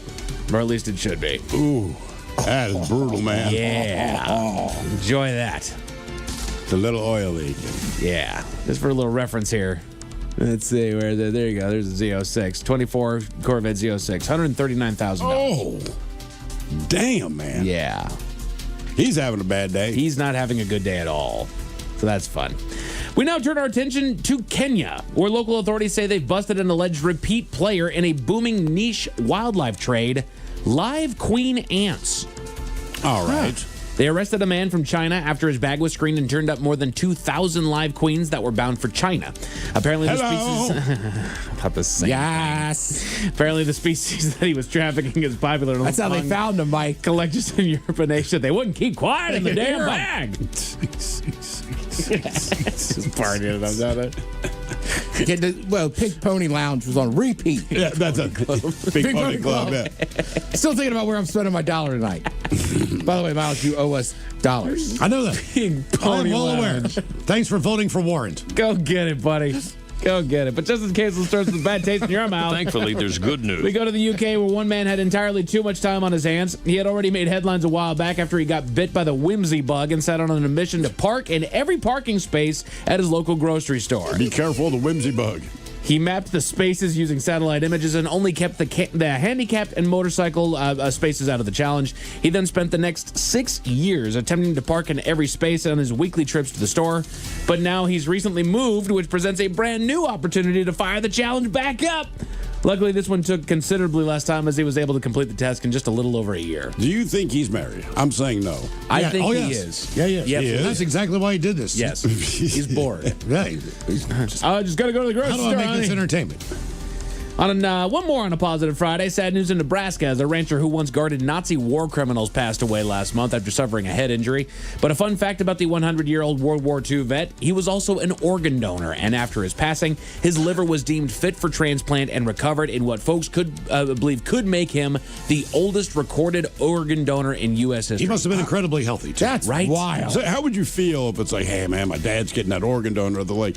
It is 100 years old. Like, okay. You know, Don't wreck it. My knee jerk is just like, hey, at least Dad got a liver, but at the same time, it's like, can we find another donor that's 100 years old? We need another batter that's lined up here because this thing's been through it. And you're absolutely right, 100 years and it's still good. Yeah.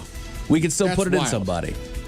And you forget even just booze. You just think between life, food and 100 stress. years, That's man. amazing his liver's in that great shape. Indeed. Or was. Men's Room Sports, you got a ton of college hoops on all weekend long on the ESPN channel, CBS Sports and CBS. NBA basketball on all weekend on NBA Network and ABC. Spring training baseball on MLB Network. The Sounders play San Jose on Apple TV on Sunday. The Kraken are in action at 7 o'clock tomorrow night and 5 o'clock on Sunday. Both those games on Kong. I started writing something and then I just stopped. Didn't finish it. So there you go. That's what we got. As far as your weather, the rain and snow continue tonight, turning to light rain overnight. The rest of the weekend should bring mid-40s temperatures and a couple of peaks of sunshine. Monday, they're expecting a high of 53 with a good chance of showers. Yay. Except for your headlines with that. We'll see you tomorrow morning. Mike Hawk is out. That's it. Stanwood's our shortest St. Patty's Day parade is tomorrow. The event gets underway at 10. Parade officially starts at noon. We'll see you up there. Yes, indeed. In the meantime, well, we be all about this bitch. So until tomorrow morning, please do what you do best. And for Aletha's sake, stay beautiful. The Men's Room has been taped before a live studio audience. Wardrobe and makeup provided by Mantastic Limited. This has been a presentation of the Men's Room Radio Network. Oh, man! A Double Flush production.